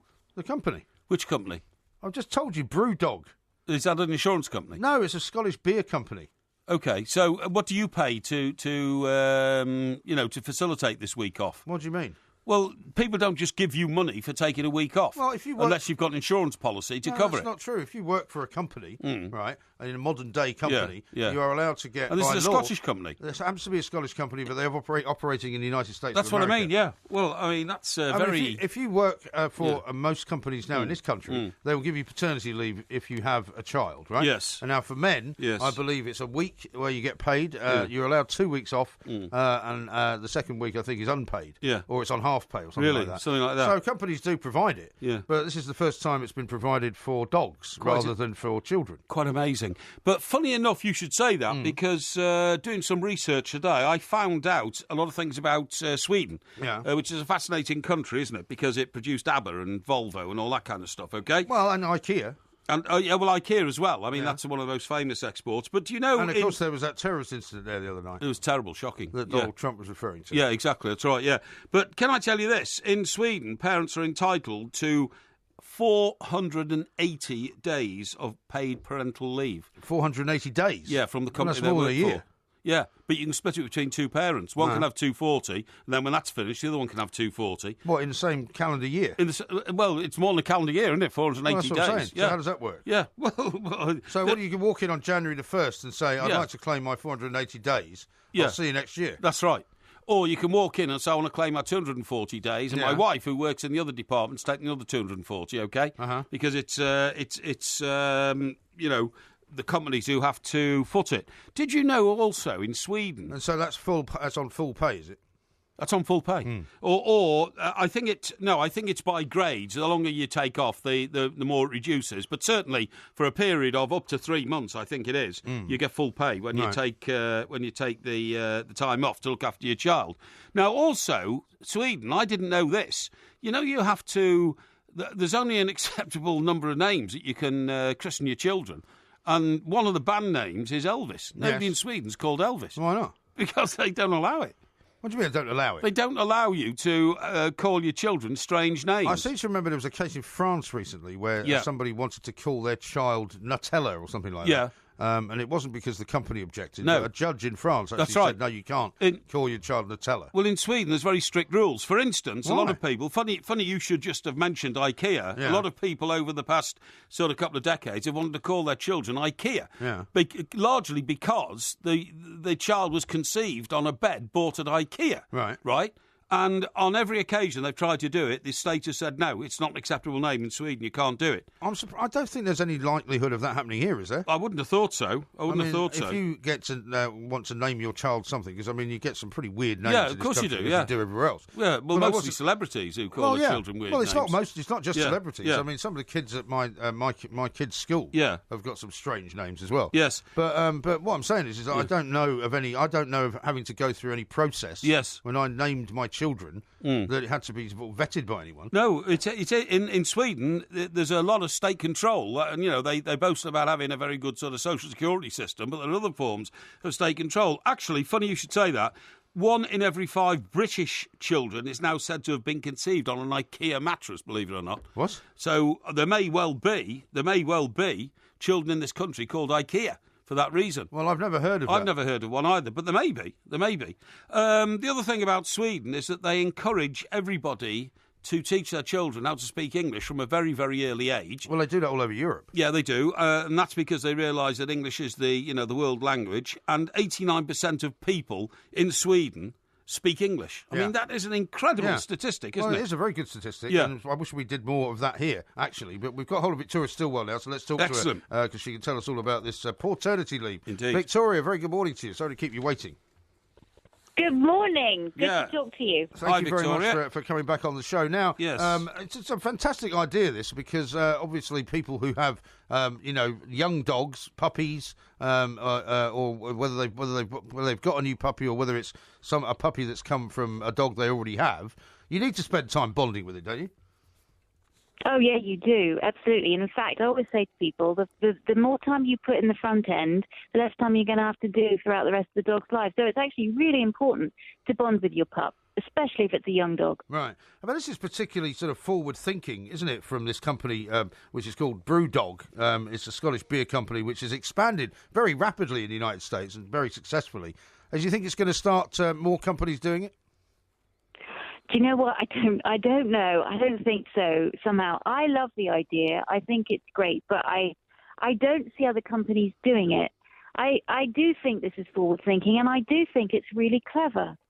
Because when you do that's why I always tell people, if you're going to get a new dog, whether it's going to be a puppy or just a dog from a rescue shelter or an adult, whatever, then at least carve out a week to 2 weeks where you're on vacation or where you're off so that you can have that time to allow that dog to settle in and help that dog settle in. Well, of course, when you're working, that's really hard. And then that means, is it just summer holidays you have to wait for, Easter, whatever? So I love the idea. I just don't know if it is going to catch on. Well, Victoria, this seems to be linked to the idea that this company, Brewdog, also encouraged their employees to bring their dogs to work all the time because they say having dogs in the workplace is great. It makes people more chilled and relaxed, and that's why we're happy to accommodate new arrivals because they may eventually end up as almost part of the furniture in the office. And if you do that from the start, then that's great. And then that dog grows up in that environment and is able to cope and settle in that environment. The problem is when people bring their dogs to work, the dog's got to be comfortable at work. Yeah. And so I know that a lot of companies are having issues of people bringing their dogs to work and then the dog's causing havoc. Exactly. Or the person spending too much time concentrating on the dog. So I think it's got to be the right kind of dog in the right kind of environment. In the workplace for it to work. I think a dog's a terrible distraction at work, and it's a good distraction in the sense that everybody loves a dog and it makes you feel better last time we had as a that dog human being. It was a guide dog, wasn't it? But it didn't get on with you at all. No, I mean guide dogs do or don't. But the point I'm saying is, Victoria, that you can just, through sheer human kindness, be so distracted. You cuddle the dog and pat the dog and play with the dog and all that. I don't know how anybody allows a dog to come into the workplace because it's a serious disruption to the day's working. Well, it can be, but there are lots of companies that I know that do allow to bring dogs, and that's why I say that if the dogs get acclimatized to it and habituated to being in that workplace, then they just. You have a bed for them and they go to sleep for most of the day. Yeah. And it's just that they're there with you. And it's brilliant for dogs that, dogs don't do well in social isolation. They need to have their human team around them or their doggy group around them. And if they're the only dog at home, it's a lonely day at home. Oh, of course it is. That's why I say, then it's much better for the dog to go. If it can't go to doggy daycare or something, then to come with you so that it's not spending hours and hours and hours by itself, which is not good for it at all. No. Which is the reason why lots of dogs get separation anxiety. So, and also, you know, dogs bring people together. Yep. In it's also a social environment too, as well. So, you know, brilliant babe magnet, and also, it really is good. It helps people stay healthy. Yeah. I mean, you know, there's so many benefits. So I can see the positives of it. I can see the negatives of it too. Yeah. You would love. I mean, you would really benefit from having a Yeah, dog would because you? you can take it out on your walks. You could bring it in here. I agree. And it would be terrific. I mean, I remember Peter Grosvenor when we were years ago. He used to work for Daily Express. He was the literary editor. He had an old Labrador. That's right. He used to bring in, and he used to just sit under his desk all day. That's right. And then he would take it home at the end of the day, which is much better than leaving it at home. Oh yeah, I wouldn't leave a dog at home all day. I had a girlfriend once, Victoria, and it used to break my heart. We'd leave her place in the morning, and she had a beautiful black Labrador, and it was heartbreaking to see the dog with his paws up on the windowsill and his nose pressed against the window when we left in the mornings, knowing that, you know, no human being was going to come back for another sort of 12 hours. And I wouldn't, you know, I wouldn't want that for any dog at all. However, my colleague here, Mike, is right. When we've had guide dogs in the office here, guide dogs in particular can get restless because they're working dogs, you know, and they need to be doing something, I've always found. Yeah, if you've got a dog that's high drive, the office is not a good place for that dog. And so that's where doggy daycare comes in, or a dog walker comes in, something like that, to break up the monotony of the day. And, you know, when we're working all day and we get home and we're exhausted, the kind of last thing a lot of people want to do is take the dog out for a walk. But the dog's just been hanging out all day. Well, no, it needs to be taken out. And I think, you know, so I'm all for bringing dogs into the workplace if they're the kind of dogs that are going to fit in, or just making arrangements if you can't bring your dog into work so that your dog can be, I would say, I want the gas tank or the petrol tank to be empty by the end of the day. That's what you've got to do for your dog. Otherwise, then I'm very busy because I'm getting called in because the dog's getting behaviour issues because of boredom and then anxiety and all of that stuff. So, therefore, it's taking out its boredom on the couch. This idea, Victoria, of giving people leave to look after their newborn dogs or puppy dogs and all that, is the company then saying that the sort of person that is kind enough to want to nurture their dog in the first days of its life and to look after a puppy is the sort of person they want as an employee of their company? I would say so. And you know what? I don't know about you, but I don't really. If somebody doesn't like animals, I've a bit of a thing. I'm like, oh, okay, you know, why don't you like dogs? Not everybody does, but so for me to have the fact of somebody, I mean, there's nothing better than a man that loves dogs, really, is there? Or a woman that loves dogs. I mean, if you're dating or something. So for somebody who doesn't like a dog, then I'm always suspicious. So I love the fact that, you know, this company is allowing their employees, and their employees must be wonderful if they're dog people in the first place. Exactly right. Now, Victoria, just before we let you go, you've got a new Police K9 series out, Guardians of the Night. You want to tell us a little bit about that? Oh, yes, I have. We have spent four years with the Police K9 unit here in the United States, where I live, and going out on all their calls with them, helping to train their dogs, really seeing the real life of K9. And it is a really compelling series. And it's just, you know, it's 10 minutes because it's just on YouTube and my Facebook. But it's sponsored by a great insurance company out here. And it's showing the real life of K9. And we want to show that the police officers, they're people too. Do you know what I mean? They've got a hard job to do. They're the only people that have to put on a bulletproof vest when they go to work. And we've got some wonderful characters, some amazing dogs, some great action, very emotional moments. And I hope you can check it out and see it too and share it as well. I'm very proud of it. It's been a labour of love. It really has. Okay, well, listen, we'll retweet some of the stuff you've got on YouTube and maybe people can have a look at it. But, Victoria, thank you very much indeed. I'm sure we'll talk to you soon. Good luck with it. Victoria's still well there, talking doggy stuff. What do you think she'd have said if I said to her, I don't like cats? I mean, would she accuse me of being a bad person? Not necessarily, but she's more of a dog person than a cat person, so she might not have taken terrible umbrage about it. But this is not a good week to talk about cats. because obviously you know what happened yesterday. What? Well, you do not remember. What's he talking about? Well, one of Becky's cats passed away.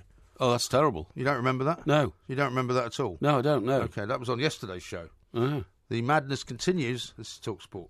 The Two Mics, simulcast across the UK on Talk Sport and Talk Radio. I love my dog as much as I love you. But you may think my dog will always come through. All he asks from me is the food to give him strength. All he ever needs is love, and that he knows he'll get. So I love my dog as much as I Ian has tweeted out the Two Mics. He says, apparently in France there's still a law banning you from calling your dog Napoleon. There's a ban where, sorry? In France. In France? From calling your dog Napoleon. Well, yes, but I mean, there's bans in Germany from calling things Hitler and all that kind of stuff. So well, I what's would that got imagine to do all with that. Napoleon? Well, Napoleon was a central character in the history of France. Yeah. Hitler, of course, central character in the history of Germany. Well, That's I don't all really I'm think saying. there's a comparison. Anyway, never mind that. There's another story that has been going the rounds all day on social media. Yes. Which is a very good example of how people get things completely wrong, right? Yeah. And loads of people have been posting it. You've probably seen it, about how the Icelandic Prime Minister wants to ban pineapple on pizza. Yes, I have, yeah. Now, because, have you actually I've been... read the story? Yeah, well, all I've had is a million notes from people, right, who have actually told me that it'd be no good me ever going to Iceland because when I order my Domino's pizza, which has ham, mushroom and pineapple, you don't get no pineapple in Iceland. Yeah, but you see, the trouble is you haven't read the story either, have you? Well, you tell me what you think the story is. Well, I'm not going to tell you what I think the story is. Yes. I'm going to tell you how social media completely and utterly distorts the truth, right? Oh, one of these moaners. Yeah, go on. What, you're calling me a moaner? Well, you seem to be ready to moan. I know that you don't like to let the facts interfere with a good story. But first of all, the Prime Minister of Iceland has not banned pineapple on pizza. Right. Does not wish to ban pineapple on pizza. The story is that he was sitting with a group of kids at a school, and the school kids were asked to ask him questions. Yeah. And he was asked by the school kids, what would you do, if you were able to ban something, that was kind of random and we wouldn't expect. Yes. And in a whimsical answer, he said, oh, well, if I've had my way, I would ban pineapple on pizza. Yes. Which has now turned into... So he did say it? No, he didn't say it. He was joking, and it was turned now into a... but he actually said the words, didn't he? Well, not exactly in as many words. The whole sentence, if you wish to read the story, says something like, "Oh well, I'm not that much in favour of banning anything, but if you want to ban something, I hate pineapple on pizza." Yeah, well, there you go. I think it was I hate pineapple on pizza rather than I want to ban it. Right. So you think that's a legitimate news story that Iceland wants to ban pineapple on pizza? Well, I think if this is where your career has always stayed in the tabloid area. This is because you make it all up as you go along. No, I don't make anything up. I've never made anything up. Really? The point What is about the that, Kate Adie story? Well, that wasn't made up. That was just wrong. No. That was instruction. Well, the story wasn't true. The story was debated. The story was debated. The story was found to be untrue in a court of law. No, I think nothing. You'll find, which is why damages were paid. Nothing that I've written has ever been untrue. Now, what I was going to say is, if the Icelandic Prime Minister alluded to it, which he did, then it's a legitimate reportage. No, it's not. Because the story. No, because what people are now saying is that pineapple on pizza is banned in Iceland, which it isn't. And that the Prime Minister wants to ban pineapple on pizza in Iceland, which he doesn't. Yeah. So neither of those two statements are true. The versions that I read were all whimsical anyway. Nobody said he was actually banning it or anything like that. He said no, they did. Well, not the ones I read. I've got one here from somebody called Steve, who says the Prime Minister of Iceland wants to ban pineapple on pizza. He doesn't. No. I knew that. That's my Don't point. worry, I wasn't taken in by that. Don't worry about that. Oh, I'm not worried about it. And talking about that area that we're still in with Sweden and all that, did you know that more than 100 million copies of Minecraft have been sold worldwide? 1 million copies of Minecraft the game? Yeah. It's a computer game. I know very well what it is. My kids play it. Right, and it's Candy Crush as well, isn't it? No, it's not Candy Crush. No, it's Candy Crush is from Sweden as well. No, Candy Crush is from Ireland, actually. No, Minecraft and Candy Crush. No, Candy Crush is owned by an Irish company. It says Candy Crush is Swedish too. It's so addictive it should be considered nothing less than a direct assault on our GDP. Yeah, well, I mean, Candy Crush is owned by a company in Ireland, so I don't know who's written that. Okay. They got it wrong. Okay, well, it says Minecraft is Swedish. Minecraft is Swedish. And the other thing about Sweden, which is amazing, is they have the highest number of choirs per capita in the world. Choirs? Yeah, choirs. What, you mean like singing choirs? Yes, that's right. 600,000 Swedes every Sunday take part in choral activities, which, as a percentage of their population, is the highest in the world. Right. Isn't that amazing? I've never heard of Swedish choir, I don't think. Eh? Are they generally are sort of attributed to churches, or what sort of choir? Yeah, I think are they? so. Yeah. There's like a Swedish church sort of movement, isn't there? Is there? Yeah. What's it called? Well, I suppose it's called the Church of Sweden. The Church of Sweden. I would You imagine, see, this is where people get an insight into the way you used to work. What do you mean? You can imagine you landing in Stockholm, right? Yeah. And writing some load of old cobblers about whatever story you've been sent on there to do. And then, subs query would come back. And these are the guys that were called sub-editors, shortened down to subs. That's right, and sometimes they would ring the reporter. Or they would get the news desk to ring the reporter and ask to clarify some point or other. Yes. And I can imagine you in some bar knocking back the vodka. No. Having got your exclusive story, you're very happy about it. And somebody say, well, what's the name of the church in Sweden? And you would just blindly say, it's the Church of Sweden. And they'd put it in. Well, you can't really go wrong, can you, on that? The other amazing fact about Sweden is, for all all this like rolled fish and stuff they have, don't they? That's a staple food, isn't it? Rolled fish, is it? Rolled fish, like roll mops. Roll mops and all that kind of stuff. That's right. Yeah, great. And all that kind of stuff. Okay. Yes. They actually have the highest number of McDonald's per capita in Europe. They eat in more. Sweden? Yeah. Really? Yeah. How bizarre. They think they love things like fermented fish and licorice and cracker bread, apparently, which is... that's like Rivita. It's like Rivita, that's right, which is big. But all the while, they are discreetly gorging themselves on Big Macs. Who's written all this, though? It's a report I've seen on the country of Sweden. No, I understand that. Yeah. But I wonder whether it's tainted in some way. No, it's not. No, it's not. It's not whimsical or anything like that. This is an actual report on what Sweden's all about. Because, like every other country in Europe, that's why I'm asking you who's done it. Who's done it? Because in this era of fake news, we have to be very aware of these things. No, it's not. No, honestly, it's not a fake news thing. You saying to me, honestly, it's not fake news, is not going to convince me that it's not. Well, I wouldn't worry about it, mate, because it's a highly respectable report. I've checked that out before. Well, that's fine. I just want to know who it's by. Yeah, well, it doesn't matter who it's by because it's a compilation report put together. Compilation. And I have checked out the antecedents of it, and it's fine. Don't worry about it. Okay. Absolutely no problem. All right. Yeah. So, anything else interesting about Sweden? What's the population there now, then? I'm not sure what the population is, but the Swedish language, if you ever go to try and study it, is difficult because they have some nouns which are not translatable. Well, they have those like O's with lines through them. Well, no, not only that. Danish? Not only that, but they have like words. So, for instance, fika. Fika? Yeah, is specifically a coffee break where you consume cake. Fika? Yes. So you're going for a fika? Yeah, but you've got to have a cup of coffee and a piece of cake. You can't just have a cup of coffee. Right. And another word, lagom. Okay, L-A-G-O-M. Lagom. This is beginning to feel like a walk around IKEA, isn't it? Where they go, what's the name of that? Lagom. Yeah, no, lagom means good enough or just right. Yes. So there is no noun in the English language to replace that. You see what I mean? Because obviously it's a phrase. Lagom, it's a phrase rather than a word. Okay. Yeah. So I mean that's the way they just do it. That's the way they. That's the way they roll. Yeah, absolutely. That's the way they roll. Absolutely. So Zlatan is lagom. Zlatan is good enough. Yes. That's what you're saying? Yes. You think you speak Swedish now? Absolutely. No, Zlatan is just right. Zlatan? Yeah. So Zlatan is Zlatan? No, Zlatan. What? Zlatan Ibrahimovic, right? That's what I'm talking about. He is. That's what I'm talking about. He is I lagom. think we should go now. He's lagom. Yeah.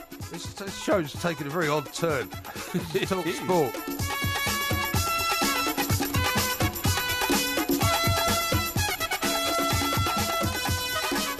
There will be a podcast coming out a little bit later on. A couple of people want to correct some of your facts about Sweden. One here from Manor who says there's a Church of Sweden in Paddington. There you go. Interestingly enough. There you go. He also says that McDonald's stat is false. McDonald's isn't even the biggest burger joint in Sweden. Max's is bigger and better, apparently. Yeah, but I didn't say that. I said there are more McDonald's in Sweden per capita, that's per head, than any other European country. Okay. Yeah. Steve says this is Zlatan Ibrahimovic, Wayne Rooney, and one matter is in Porky, all in Porky's team of the year. I think you're probably right. Yeah. Listen, I've had a report on the cost of living in London. Have you? Now, this prompted... It's not getting any cheaper, is it? Well, it's not getting any cheaper, but I mean, you said earlier, or a few minutes ago in the show, yeah, I'm a London boy, you know, I've been brought up in London, that's why I go to Harley Street Dentist, OK? No, I just said that it's not why I go to Harley Street Dentist. Yes. I go to Harley Street Dentist for a specific thing that I want done. Yes. And I haven't been to a Harley Street Dentist since I was about 10, yeah. to be fair. But I've got some excesses here of spending in London, which are just absolutely frightening. Right. For instance, parking your motor car has always been a costly business, wherever you live, really. And but it says here, in posher parts of the capital, you'll need a bit more than some loose change. A space recently went in Hyde Park Gardens, up for sale at 350k. For a parking spot? For a parking space, the that's size of mad. one car. I mean, I have to say, walking around what's now, I suppose you've now called Fitzrovia. That's right. Which is where Harley Street is. I know, exactly, round the back of Debenhams. Fitzroy Square. Yeah. Do you go there? I didn't know. I went up nice. I was out New Cavendish Street, around Harley Street. Yeah, I know all that. Fitzroy Square. If you live in Fitzroy Square, you get a key for the park in the middle of the square. There's a lot of squares like that. All over London. That's right. That sort of thing goes on. That's right. But I've never seen so many. I saw one of those 4x4 Bentleys. Yeah. There's kind of embassies all over the place. That's right. Yeah. And I don't think I heard. This is an interesting bit. I don't think I heard one English voice as I walked up the road. No. And I walked from Bond Street Station all the way up, which took me about 10 minutes. I know exactly what you're saying. And, I mean, it's a beautiful part of London. Yes. But, I mean, God knows I could never afford to live there. No. And probably neither could you. No, I couldn't. I mean, to pay £350,000, that's £250,000, for a piece of land on which is only big enough on which to park your car... Yeah. You may have a sizable car, you might have a Rolls Royce even, or something like that, but that's all it fits. And all it's got at the end of it is one of these, half-type poles, which you get a key out and you put the pole down, you drive over it, and then when you finish... so it's probably not even... It's probably next to about 4 other spaces. Yeah, exactly. That is ridiculous. It is. And, but that is the influence, presumably, of these foreign billionaires that come in. Exactly. Who think nothing, you're paying something exactly. like that. Did you see last week, because I meant to mention this to you, there are bottles of London for sale in... bottles of water, for sale in London stores. Yeah, bottles of water in London stores. And it's just water, but it's £80 a bottle because it claims it's iceberg-sourced water. Really? So it's what they've done is they've gone and got it from an iceberg somewhere and then defrosted it, so it's the purest water on Earth. Uh-huh.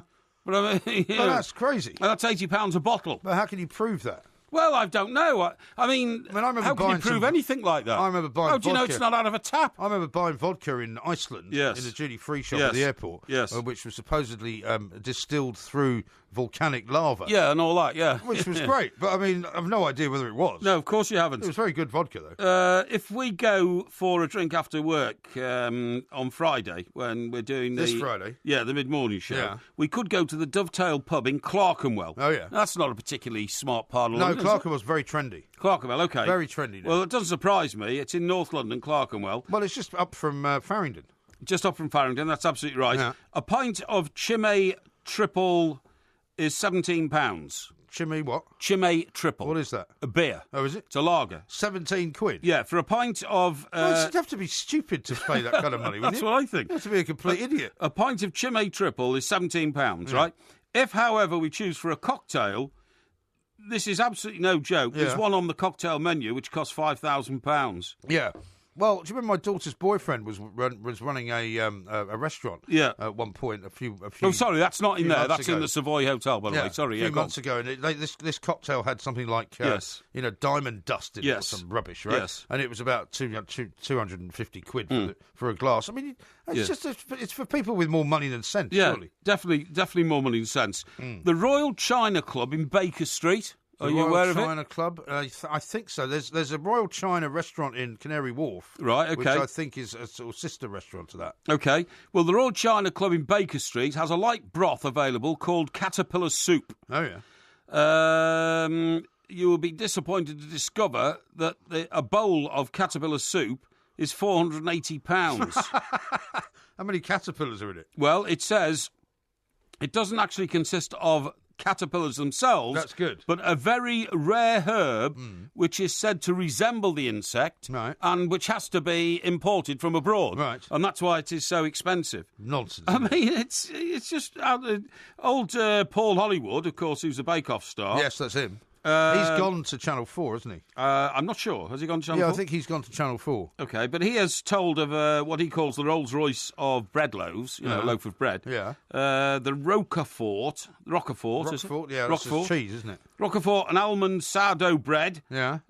is for sale at £15. For a loaf. For a loaf. 15 That's quid. Crazy, isn't it? It is. Absolutely it is. mad. It's just absolutely crazy. Now, listen, I've got some bad news for you. Yeah, go on. As far as going to places is concerned. Yes. I don't know whether you've been following the news in Greece.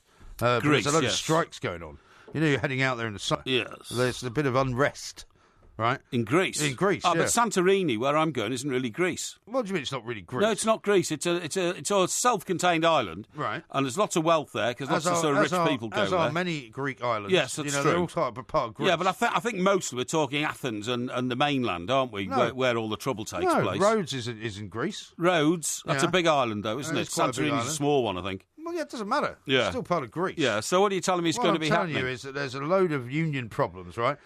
Transportation workers, public transportation workers working for the railway, which I presume would also include airports as well. Yes. They're all going on a 24-hour strike. Yeah. Next week, I think it is. Next week, OK. Well, I'm not going next week, fortunately. No, I know, but all I'm saying is that the unrest is already building up. Well, it's a worry. And you know what happens? As the weather gets hotter and hotter, tempers flare. By the time you're going in June, it could be a complete another bloodbath. Could be in...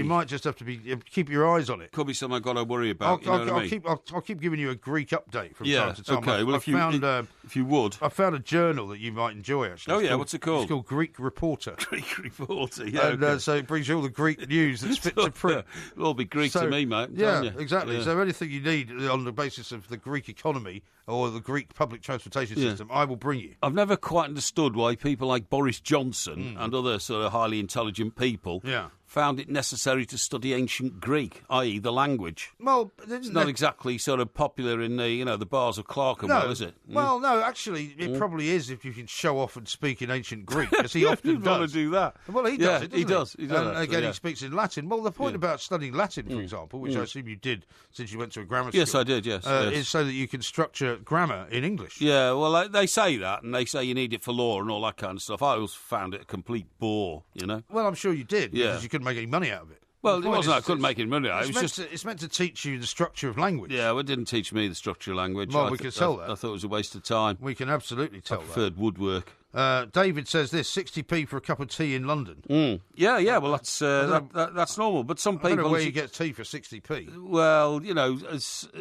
as you quite rightly said earlier, some people have got more money than sense. Yeah. Why you'd go around spending thousands of pounds on stuff you can get for, a tenner or something, I've no idea. Yeah. No John idea. sent out a great picture, which I just retweeted. Yep. Latest picture of the mysterious Alice. Alice. I think that's rather rude, isn't it? Basically Porky with a wig. I think you'll find that Alice is a very nice young lady. Yeah, you don't know where she's from, though, I've no idea, because she didn't put the address. Do you think she'll send another letter in? Well, I think she probably will respond to your cruel jibes that letter was mocked up and actually came from me. Quite ridiculous. Well, it's the same handwriting. And I wish we wouldn't... It's exactly the same handwriting. No, it's not the same handwriting, and I wish we wouldn't treat our correspondents and listeners with such disdain. I know exactly what happened. You spent all day writing it, and probably did about 4 different versions to try and disguise the writing. Then you brought it in and put it in an envelope, and then thought if you opened it in front of me, I wouldn't ask you where it came from. Rubbish. This is Talk Sport. The Two Mics, simulcast across the UK on Talk Sport and Talk Radio.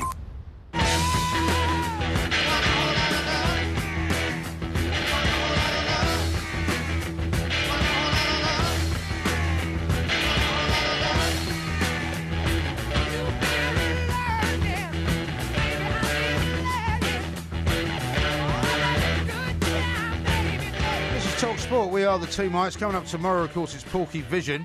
And then we've got a special guest on tomorrow night, which is the author of that book that you were sent in on Postman Pork. Yeah. About the plague. That's right. Yeah, 1666. Yes, which will be very good. And then the Porky quiz this week will be on Friday during the day. It will, because we're on from 10 to 1. Yes, it'll be on the League Cup. be on the League Cup. I can actually remember the first League Cup final. Can you? Yes. What, you mean you went to it? No, I didn't go to it, but I was a kid at the time, and I remember reading it in the paper. Well, the first ever League Cup final? Yeah. Oh, right. It was a two-legged affair. Was it? Yes. Okay. Yes. Well, I'll inform the independent quizmasters not to put that question in then. Absolutely right, because I've been following it ever since. You've you know? already declared it. Julian says this: I remember Blenheim Palace mineral water, but the guy was using home tap water. Oh, He yeah. was dubbed Del Boy in his Peckham spring water. Yeah, well, that's right. When their hands was turned that the green. Marquis of Blandford? It may well have been, but the hands turned green. He inherited Blenheim Palace, didn't he? Did he, Blandford? Yeah, he did. Yeah, I think he probably did. I had a brief sort of sojourn with him when I was a reporter at the Daily Express, when he was in his sort of dark period. Oh, that's right. And he lived in a place just down from Earls Court Station. Oh, yeah, you used to have a regular conversations with him, didn't you? I used to ring him up at night. That's right. When he was off his face on heroin. Yeah. And we'd have these long conversations about stuff. And sometimes he'd invite me down there, and all sorts of madness went on. Did you go and have a drink with him? Yeah, I did, yeah. Did you He drink was a really lot nice guy. days? Yeah. He drank all the time. Yeah, all the time. I mean, yeah, he was good. he was on heroin and he drank all the time. Yeah, well, that's not a happy and mixture. he was quite sort of, shall we say, indiscreet about some of his fellow members of the aristocracy. I bet he was. Yeah. Now listen, do you know what a car cane is? A car cane? Yeah. No.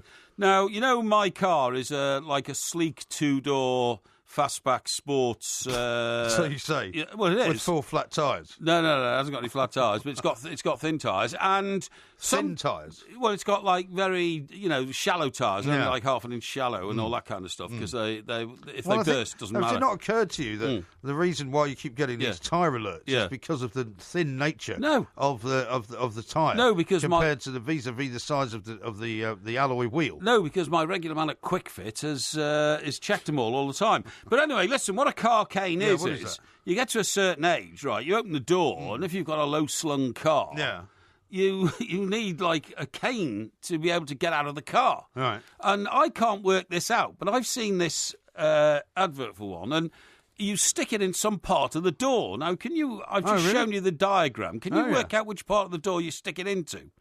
Because what it is, it's a handle. Right? I think you must have to stick that into the. You know, when you open the door. Yes. And then not in the sort of what would be the side panel. Yes. But the part that actually faces backwards, if you like. You know, the side of the door. Yes. There must be a hole in there that you put it in because it looks like it's basically a handle. It's a handle that goes in, which you slip into something. Yeah, exactly. So you think you slip it into the lock on the edge of the door? I would think that's the only place you could put it. Well, you see, the thing is, I mean, most car side, most interiors of car doors, don't have a hole in them. No, they don't. No, that's what I can't work out. So you haven't know where to put it. No, but it says non-slip grip is comfortable to hold. Yeah, gives you the leverage to lift yourself up. Yeah, that's right. Yeah, to lift yourself out of the car. Aluminium construction can hold 350 pounds. That's right. So you're very right with that. Well, I mean, £350 is a man mountain type thing. So gives you a handy grip, so you won't slip on those icy days. Yeah. I still can't work. Oh, do you know what? I think I've got it. It says it slips into the door latches of your car. Yeah, you know, it's not on the door itself. Yeah. It's on the main frame of the car to which the door clicks shut. Do you see what I mean? I've just seen a diagram of it. So when you open, what do you mean when you open the door? Yes. There's a sort of hole revealed. Is that what you're saying? Well, what I'm saying is, imagine if you're sitting in your car now, you open the door, and then what you've done is you've released a locking device that the door attaches itself to the main frame of the car. Yeah. And so so it's like where the hinge is, you mean? Well, no, where the bolt from the lock goes into the other part of the car. Oh, I see. You are putting your, what's it called again, the handle? Car cane. The car cane into the cavity into which the bolt of the door goes into. Do you see what I mean? I see, yes. Yes. Yeah, so that's it. That's it. So it's in the sort of effectively the main frame of the car. The main frame of the car. Yeah, But that's all very well, but doesn't that mean you'd have to reach behind you? Well, I suppose so, yeah. I'm not sure then how you get over the handle. Because you then have to, because you'd have to sort of cross yourself with your right hand. Yeah, that's right, yeah. Or your left hand, depending on which side you were getting out of. Yeah, seems bizarre to me. That doesn't make any sense. But it's only £15. Yeah, well, there you go. £14.99. There you go. And it looks like one of those things they'd sell in the back of a newspaper. Yeah, it does really, I suppose. Yeah, that sort of thing, yeah. A device that is not popular enough to be sold in shops, but just for a few sort of oddballs who think, this is a very good idea. I mean, in many ways, it could cause more problems than actually it could solve because you become so reliant on it that you wouldn't be able to get out. I mean, I, on the other hand, have for the last, I suppose, I don't know, few years, always had a slightly bigger car. So actually, you have to sometimes haul yourself into it. Yes. Getting out of it's not the problem. Getting into it is more problematic. Yeah. You know, like with the Land Rover, I had a step. I totally agree. I had a step because you had to go. You had to actually step up into it. Yeah. And it says here, this is the most strangest boast about its quality. It says it has a built-in flashlight. Why would you want that? I don't know. I'm not sure flashlight, but it says the super bright LEDs, they're the sort of mini sort of bulb type things, aren't they? Well, they're liquid, displays. Liquid displays, yeah. Can last. Guess how long they last? I don't know. Longer than the owner. Well, much longer than the owner, because they last 100,000 hours. Well, that's definitely... If you're at the stage where you need a cane to get out of the car... exactly. You're definitely not going to run out of juice on that one. No, you're not going to run out of juice. You're absolutely right. Right, now then, what I need to talk to you about is... it's nearly time for Ask Porky, by the way. Yeah, it's nearly time for Ask Porky. Now, not quite. We're going to be at Wembley on Sunday. We are indeed. It's League Cup final. It is. We're not calling it the EFL Cup final. It's the EFL Cup final, that's absolutely right. And we are constructing this in a 4-star hotel, 5-star hotel. Constructing what? The studio in which we're going to work. The studio? Yes, that's right, yeah. It's not going to be like, the BBC at the Olympics or anything. Oh, no, it's going to be like that. But, I mean, it'll be, we'll have to fix it up and all that kind of stuff. And what I was going to say is that of course, show is run till 3, and then the kick-off's at 4:30. Yeah. Right, so what preparations have you made for the game? What do you mean? Well, the game, it's the final. Preparation. Well, I'm not going to the game. You're not going to the game? No. I haven't got time to go to the game, sadly. I haven't got time to go to the game. As much as I would like to. I have responsibilities in Sussex. Has this been dismissive about the EFL final? Not really, no. I mean, I would love to go to the game if I had the time and if I had nothing better to do, if I didn't have a family that I had to look after. Yes. And I have to do homework with my kids because they're getting quite a lot of homework these days. Oh, yeah, you help them with their homework a lot, don't you? I do, actually. Oh, yeah, sure, yeah. Yeah, funnily enough. What sort of homework? Funnily enough, apropos the conversation we're going to have tomorrow night with the author of that book about the plague. Yes. My oldest son's doing a project on the whole fire of London and that particular period of history. Well, of course, I'm an expert on that because I did a quiz on it, if you remember, the fire of London. You failed miserably. I was the guy who spotted that it was actually Dutch spies who started the fire of London. Well, funnily enough, I rose that up with him because we were talking about it on last Sunday. Exactly. Because he was saying that he had to write a piece about, what were the probable causes of the fire. Yes. And I said to him, are you aware that there is one theory that it was caused by Dutch spies? Yes. And he burst out laughing at me and said, no, that's not in any of the books. That may not be in any of his books, but it's been in some of my books. Don't worry about that, okay? I'm not worried about it. Yeah. But we're talking about the general curriculum of schools in this country. Yes. And there is no mention of Dutch spies, I'm afraid. Yes. Yeah, okay, well, if you say so. The belief is that indeed it started in Pudding Lane as a result of the old cakes going on fire. Yeah, okay. Well, can I also tell you what I found out about that? Actually, since the quiz, I've learnt more and more about the Fire of London. Oh, we could give you another quiz then. Yeah, you could if you want. Do you know that there were about 3 or 4 fires every week in that area of London? Because it was, of course, in, what was the name of the street? Pudding Street. Pudding Lane. Pudding Lane, thank you. And Pudding Lane, of course, was the centre... Pudding Street was round the corner. That's right, yeah. Was the centre of the baking industry, right? Yeah. Now, there were 3 or 4 fires... Next to Falafel Avenue. Sorry, what have you said that for? Because it's not right. It's nonsense. Yes. That's right, yeah. What I'm saying to you is that there were 3 or 4 fires in that district every week. There were. And they were just sort of put out. They just got a sack and put it over the sack. But what happened on that particular... the fire brigade had buckets in those days. That was all they had. Yeah, buckets, because I've been to the Museum of London, of course, to see the exhibition they've got there on the fire of London. And all they had was these big buckets. Yes, that's right, yeah. And what happened was, on that particular night when that fire broke out, the baker himself, in Pudding Lane, went off to get a cloth to just put it out. Oh, yeah. And when he came back, his whole room was on fire. Right. Because what had happened was a particularly virulent wind swept across that part of London from the River Thames.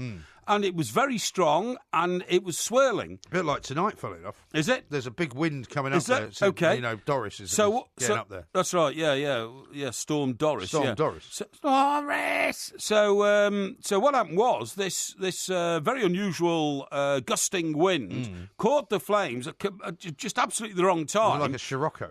Yes, that's right, and whipped it over the wall into the building next door, which went on fire as well. Yeah. Because the bakeries all had in the air very combustible dust. Yeah, because of the nature of the yeast and stuff used in baking and all that kind of stuff. Flour and yeast, and yeast. Well, you don't get dust from yeast. You do. No, you don't. Of course you do. No, they're rubbish. ridiculous. Have you ever used yeast? Yeast? Yes. No. You don't know what it is, do you? I do. Its yeast goes into bread to raise the bread. But it doesn't create dust. Well, it does, honestly. All sorts of components that you use in bread create dust. Well, yeah, flour does. Yes, and then the whole thing exploded into flames, and that was where the fire in London started. But it was unusual to have fires in London. That's the point I'm making. It wasn't unusual. No. Well, in fact, he concluded, because he was asked to make a judgment. Yes. And his conclusion was that actually the fire in London was good for London. Yeah. Not only because of the way that it cleared up the slums, didn't it? Many of the well, not the slums. Yeah. You say that with such a sneer. Yes. The fact was that it was then decided that the rebuild of the houses should be done in stone. Because the fact that they were wooden houses and wooden structures and was they all problem. burnt down, So actually it improved London quite considerably. And not that many people died. No, not that many people. In fact, only one person died, I think it was didn't three. Was it three? Three people died in the fire in London. Yeah. Wasn't a bad thing. One Cleared of them London. choked on a yeast infection. So when you think about it, there's been far too much moaning about it over the years, hasn't there? There has. Yeah. Indeed. Have you seen the time? Don't worry about the time, because coming up next is Ask Porky. I'm going to help people to reconstruct. It is. So you better be on your best behaviour, obviously, because people can see us as well as hear us. I'm just about to send out a link on the Two Mites Twitter as well. We've got loads of questions, many more, I think, than we've ever had. Oh, really? For one of these particular episodes. Well, I'll rattle through them I'm as going to fast ask you as to we be can. as quick as you possibly can and be. Concise. And informative. Harley from Facebook says this. Hey, Porky, I'm starting university next week doing a business degree. However, I'm not sure what I want to do when finished. So is it still worth having a degree? And then he adds, also, Mike Graham is an up-and-coming golfer myself. I was just wondering what your handicap was at your best. Yeah, what was it? It was 9. 9, okay, that's pretty good. It wasn't bad. I would say that young people should really question whether or not they think it's worth going to university these days. There are so many degree courses, some of which are hopeless for your future. Business studies in itself is so generic that you might not get a proper job when you come out. My niece actually did a business studies degree. She qualified with a 2-1, good degree, but it led her to being non-specific as to what she wanted to do. So she took another degree in surveying, and she's now a very successful qualified surveyor in a business in London. I would be more specific than just business studies. Okay, and we were talking about dogs earlier. Dutch sends this in. Now, he did attach a picture of the dogs, but I can't show it to you at the moment. Do we take our lovely lab Dexter to Centre Parks with us and limit what we do, or do we leave him in a kennel and miss him badly? Well, what I'd do is I'd offer you the advice that perhaps MG could offer you more than me, but on the occasions you've been on holiday since you've had your dog, you put your dog in kennels. And I think that's the right thing to do, to be honest, because taking a dog on holiday is a huge commitment. Not only if you go abroad might you need all sorts of passport and quarantine and vaccination type issues, but to be quite frank, a holiday's stressful enough when you've got small children, as MG has, and taking the dog with you as well. It's not the right way to relax. I would put the dog into a good, and I mean good, set of kennels. Correct. Terry says, what do you think of the pedestrianisation of Norwich city centre? Well, I think pedestrianisation of any city centre is a good stroke bad thing, depending on how they organise it, because if you've got facilities for cars to park within walking distance of the centre, i.e. multi-storey car parks, which should be built to accommodate traffic, and then people can walk into the centre, that's fine. But if the result of pedestrianising a city centre and not providing for people to be able to get there is that it affects business, it's a bad thing. So you've got to get the town planning right. Now, this one's a little bit delicate. Porky, my 14-year-old son has now well and truly discovered the opposite sex. Can you offer any words of wisdom on controlling his teenage urges as his new girlfriend is coming over to ours after school tomorrow? Help. Well, if you're a parent, I'd be as supportive as possible, because it's a turbulent part of your life when you're a young man and you're suddenly introducing your first girlfriend to your parents. You know, you're not really sure which way to present the whole issue, or, you know, whether you should be affectionate or not, whether you should explain to your parents what it's all about or let them interpret it.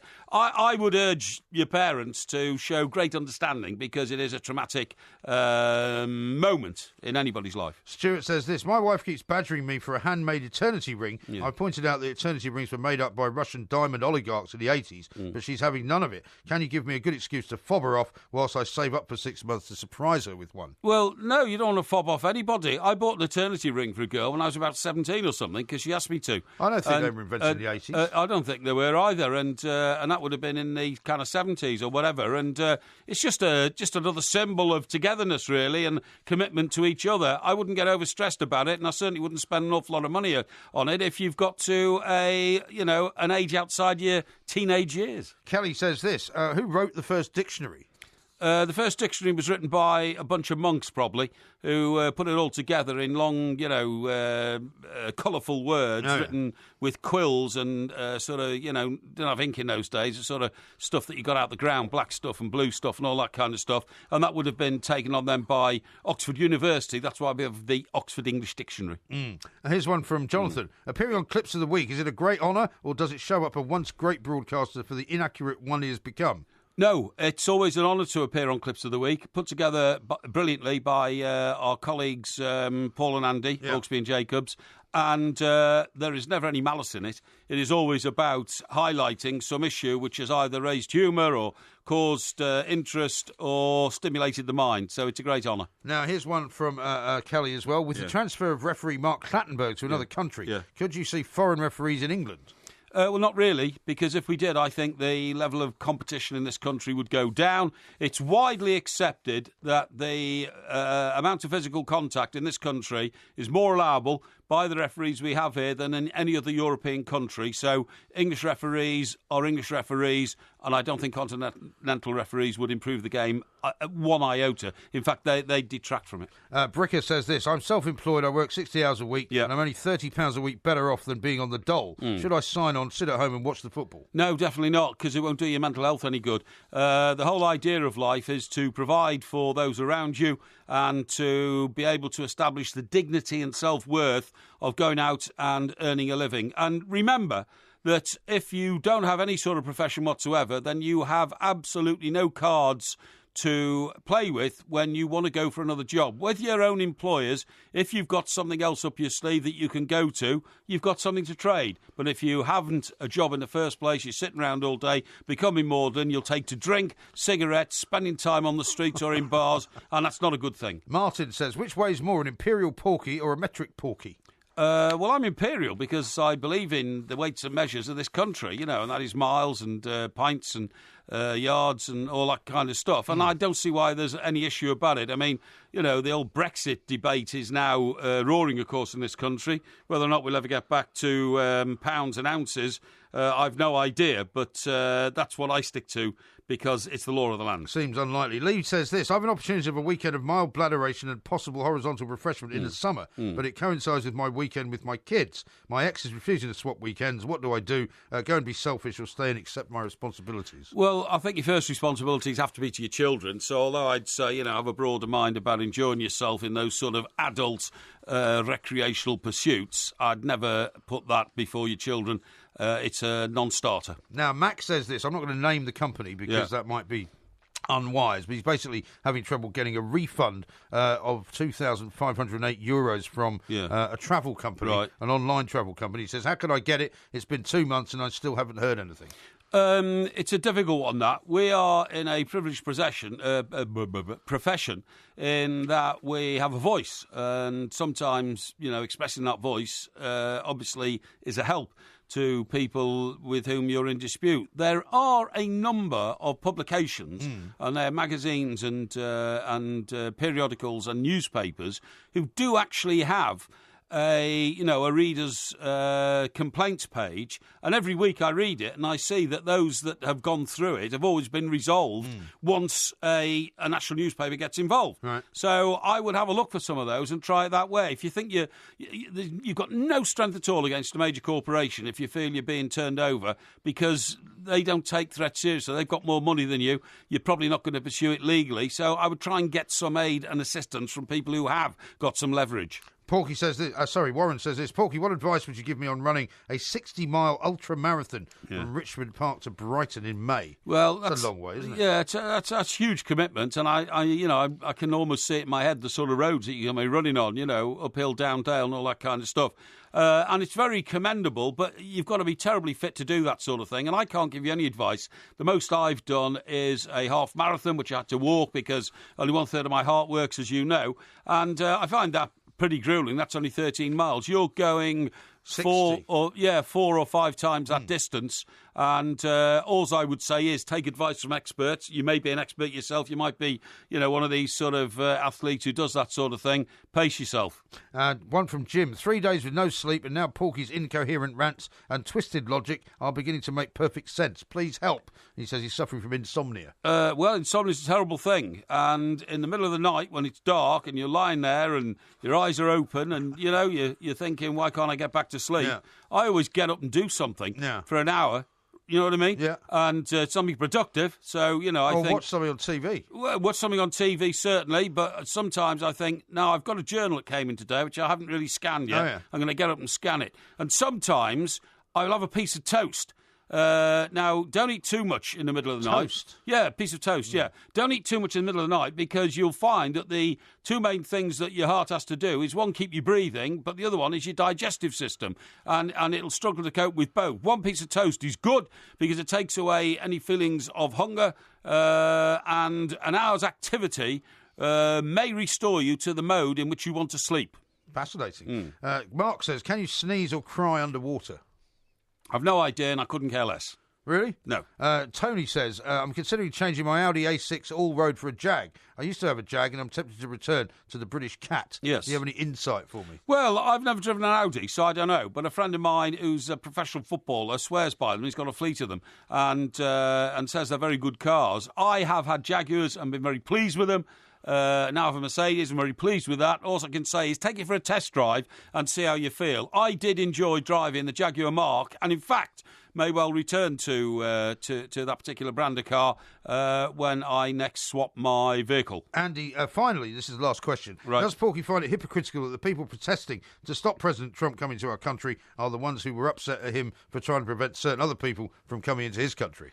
All I would say is that I believe very strongly in democracy, and I always found it strange that, when, let's say, the left side of the political spectrum achieve victories, which they have done. I mean, crikey, Tony Blair won 3 victories and all that. Yeah, I don't like him either. No, but you don't see people on the right going around with banners and placards saying it's all wrong, you don't understand what you've done. Whereas when the right win, the left go around with placards and banners saying you don't know what you've done. And for Tony Blair to get up the other day and say, well, people didn't understand what they were voting for, insulting, degenerative, and frankly, mind your own business and push off back to wherever you are now, because in the end of the day, you did a lot of damage to this country. Goldman Sachs. Yeah. That was Ask Porky. Thank you very much. We hadn't had time to get everybody's question in. It has been shot on Facebook Live, of course, so if you missed the beginning of it, you can go back and watch it later. Indeed. We've got loads more coming up next on TalkSport. Indeed. Help me.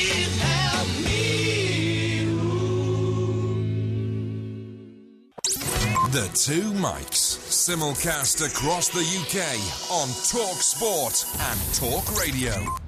Today you and I are not the same. You say you like the sun, I like the rain.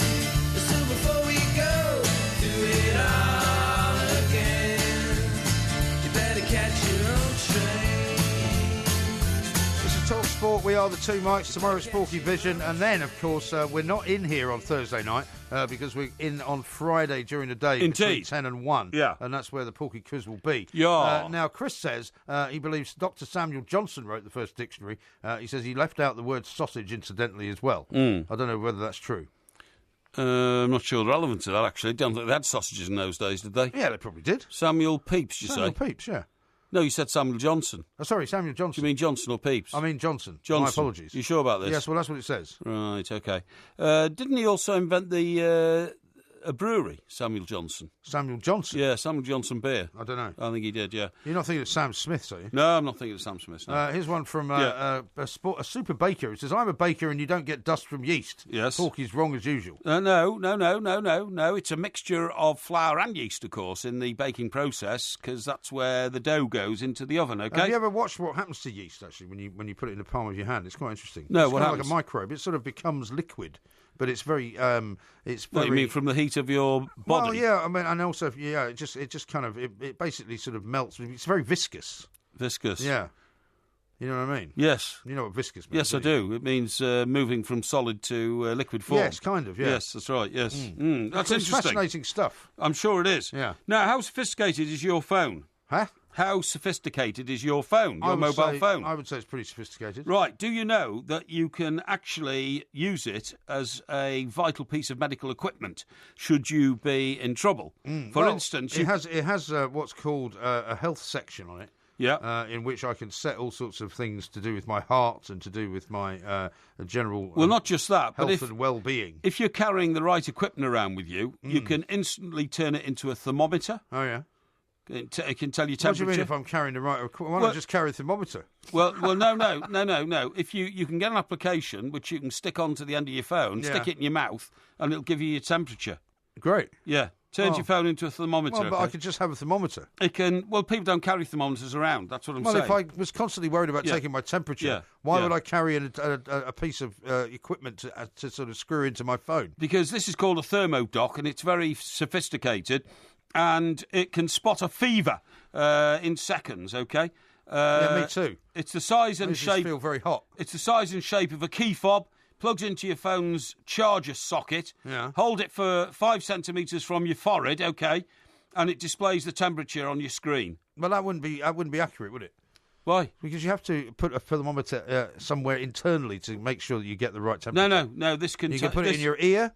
No, right? You can can put it in pick your up mouth. the vibes. There's a couple of other places you can put it, but that's not advisable on public transport. Now, you can also turn your phone into a stethoscope, OK? Sorry, what's your problem? Why would you want to do that? Well, you might want to test your heartbeat. Why don't you just carry a stethoscope then? Well, you wouldn't. Well, most normal people don't carry stethoscopes around. Do. Yeah, but why would I want to? In case you wanted to test yourself, it's called the CliniCloud stethoscope. That's ridiculous. And it captures your heartbeat and breathing patterns. Right. So you can monitor any suspicious cough, wheeze, heart or respiratory concern. Well, why don't you just walk around with a doctor's medical bag? No, because you see, what you do is you put this on your chest, Yeah. but it's linked by, radio signals to your phone. So you stick it on, it's small, you stick it on your chest, it's not as big as a thermometer, Right. and then you look at your screen after you've programmed it properly, and it tells you how your heart's doing. Well, see, I've got this thing here which is full of all sorts of data that I can put into my phone. Yeah. So I can put in body measurements. I haven't bothered filling in anything else, right? Yeah. Body fat percentage, no idea. Yes. Body mass index, no idea. No, but you see, that's because you've got to put information in the phone. If you take these applications I'm telling you about, but it can I got then, all this from one of my health journals. But this will analyse my sleep pattern, for example, if I wish it to, and tell me precisely what I'm doing wrong. Yeah. It can also monitor my blood pressure, my body temperature, my heart rate, and my respiratory rate. Yeah, but you're not using it, are you? No. Because you don't know how to. Well, no, I don't want to. No, but the point is, if you carry these these small sort of applications with you, the thermometer and the stethoscope, you can give yourself a health check instantly to find out if you're all right. I don't want to. I know I'm all right because I've fallen over. I mean, for instance, if you felt that you'd, drunk too much booze in a day, I can give you another app called the Freestyle app. No, you idiot. The Freestyle Libre Glucose Monitoring System. And what does that do? Well, you check your blood sugar levels at any time. Well, what do I need to do that for? Because you need to. Because, Why? Well, in case it's over the top. Well, what do you do then? Go to the nearest hospital and say, I've just tested myself on this load of old cobbler's equipment that somebody sold me. Would you mind giving me a proper test? Maybe. Because I think I might be dying. And they'll say, go and sit over there for 4.5 hours while we work out whether we've got anyone who can listen see to this. This is brilliant. This is the smallest app of all. It monitors blood sugar via a waterproof sensor on your arm. All you do is the sensor has a tiny filament that goes through the top layer of skin and reads the blood sugar levels in the fluid between the cells. What are you supposed brilliant. to? I mean, when are you supposed to have time to do anything else? When you're sort of measuring yourself, by the time you finish measuring your blood sugar, measuring your heart rate, measuring your temperature, but you don't do them all at the same time. You've missed about 3 trains on the tube. No. All you do is you stick this into your skin like a little sort of pin type thing, you know, and then every 15 minutes. It sends up a new reading on your phone to see how your blood sugar levels are going if you've had a big bladderation session. But don't you think... I think that's brilliant. Well, why don't you do it then? What? Why don't you do it? I don't think I need it. I mean, it would be... You're the one that's ill. I know, it would be so inaccurate because only a third of my heart works, you see what I mean? Well, maybe you should try it out, though. Now, the other thing is... Get in touch with the manufacturer, see if you can road test in this day and age, right, in this day and age when we're reading all the time about air pollution in cities, diesel fumes... Khan keeps telling us that it's dangerous. Yeah, diesel fumes. Yeah. You can get the smart spirometer app for your phone, which constantly checks lung function. Uh-huh. Yeah, how about that? Lung function? Yes, right. Yes, that's Has right. Has it got a BS detector, by any chance? No, I'm not getting into that. This is a family show. It is a family show, which is why I said BS. Start saying, horrible things like that. BS is not a horrible thing. A spirometer is a standard, reliable way to diagnose and assess lung disease. Okay. Yeah, but how does anybody know how accurate this stuff is? Well, because... I mean, it's like Googling what do you think's wrong with you. No, it's not. If you spend enough time on Google, you will be convinced that you're dying of some horrendous disease. All you do, you've seen these asthma-type things people squeeze into their mouth. Do you mean the inhalers? Inhalers, yeah. You've seen those? Yeah, of course I've seen them. Right, well... One of my children actually had one for a few years because his allergies were so bad. OK. Now, what I'm saying is it's no more difficult than carrying an inhaler around, and all you do is you breathe into it, right? You plug it into your phone, and your phone then immediately diagnoses the amount of... sort of filth that you have in your lungs. Yeah. Yes, I know that. Yeah. But it's hardly what I'm saying. It's hardly accurate enough for you to then make some kind of medical conclusion because we are not doctors, right? Right. So it is unwise, I would say, to recommend that people start self-diagnosing. I don't think it's a good idea at all. I mean, there's even one which hasn't actually been cleared by the medical authorities where you can have an ear checker. You can check if you're going deaf or not by sticking something in your ear. And then, you just put some Apple headphones in your ear and you think you are going deaf because you're not allowed to turn them up thanks to EU regulation. No, it turns a smartphone into a clinical-grade otoscope. How about you just use it as a phone? Which is a device used to look into ears. Why don't you just use it as a phone? Slots onto the back of your phone like a case and has a separate attachment. So you're going to end up having a phone that looks like something Inspector Gadget carries around. You've got a thermometer sticking out of it, a stethoscope, an air freshener, some kind of an air monitor, a blood sugar level. I mean, you have to have a special case to carry it around. In extreme circumstances, right, you can even get an application, if you're having a few problems, to test your sperm count. How'd you do that? Well, you get another app, which... well, hang on. Yeah. How do you hook that up to yourself? Well, I think it's done externally on your sort of skin. You know what I mean? On your skin? Yeah, I think so. It might be a bit more complicated. I've just discovered actually. Let's not go there. Is it something that you have to put something in? No, I don't even talk about it. But it is. If you are. You don't want to mistake that one for the ear thing. No, you don't. No, if you are sufficient. You might deposit something in the wrong place. No, please. Can we not get smutty about this? Well, I'm trying to tell you about the scientific experiment. Well, I've got this for you here. Look, David says a report just released says there are more than 160,000 medical apps for phones and nearly all of them are useless. What? They're all useless. Don't be ridiculous. I mean, why would I be telling you about them if I didn't come from a learned medical journal? You could be taken in by almost anything. No. I mean, I don't want to turn my phone into anything other than what it is already, which is a device for seeking information, for sending emails, for talking to people on the phone, for sending text messages, pictures, for communicating with people on social media. Yes. I don't need it to be a walking sort of, Dr. Caligari's medicine cabinet. This has been a very medical show. We started off with David Aranovich, your friend, who you roundly sort of dismissed as having Aronovich. Aranovich. It's Aronovich. Aronovich, that's it, yeah. Yeah, along with... you roundly dismissed him, and then I tried to help you out by telling you how you can use your phone to better effect to keep yourself healthy. Yeah, but I don't want to do that. Frankly, you don't pick up on these things at all. I can show you my dashboard, right? Which will tell me that my daily average walking and running distance is 3.31 kilometres. which is It's not normally... much. It's not much, no, because it's during the week in London. I don't tend to walk around that much. No. My daily average steps, 4,686. Average flights climbed 8. See, normally at the weekend it goes up by quite a big factor, because, I mean, for example, I was on a 5-kilometre walk on the beach with a dog last weekend. Yeah, but it's very slow. It doesn't do you any good, does it? What do you mean it's very slow? Well, you're just really you're not walking. You're ambling to get any benefit. Yeah, but I mean, I can tell you to get any benefit. You don't get any benefit either. I mean, you're always telling me that you walk very quickly in order to stay fit, but look at the state of you. Look at the size of you. What do you mean? I mean, people have seen all the pictures of you at the XL the other weekend. Yeah. They thought you were hiding something under your shirt. Rubbish. I had a baggy shirt on. You had a baggy shirt on, but what did you have underneath it? A bag? Under it. No, don't be silly. I mean, it was... I've told you before, I like to wear loose clothes when I'm working. Yeah. Because it makes my communicative behaviour easier. You can't keep masking the truth because people see the pictures. Similarly, you can't mask the truth about Alice. The figment of your imagination who hates me. No, there's no truth to mask, believe me. Well, I look forward to her next letter and see what the writing looks like. This is, of course, Talk Sport. We will be back tomorrow with a Porky Vision. Look at the light! Don't forget to come back tomorrow for another sparkling, as fizzy as a bottle of champagne, podcast from the two mics. Do you know that there were about 3 or 4 fires every week in that area of London? Because it was, of course, in what was the name of the street? Pudding Street. Pudding Lane. Pudding Lane, thank you. And Pudding Lane, of course, was the centre. Pudding Street was round the corner. That's right, yeah. It was the centre of the baking industry, right? Yeah. Now, there were 3 or 4 fires next to Falafel Avenue. Sorry, what have you said that for? Because it's not right. It's nonsense. Yes. That's right, yeah.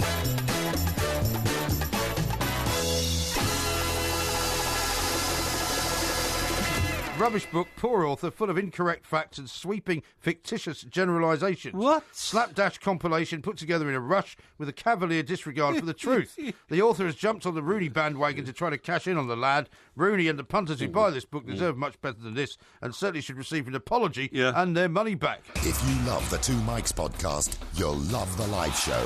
Weekday overnights from 1am on DAB Digital Radio and 1089 and 1053 AM and via the TalkSport app. TalkSport, your Premier League station with exclusive commentaries every weekend. What an absolute corker! TalkSport. Now, you can also turn your phone into a stethoscope, OK? Sorry, what's your problem? What?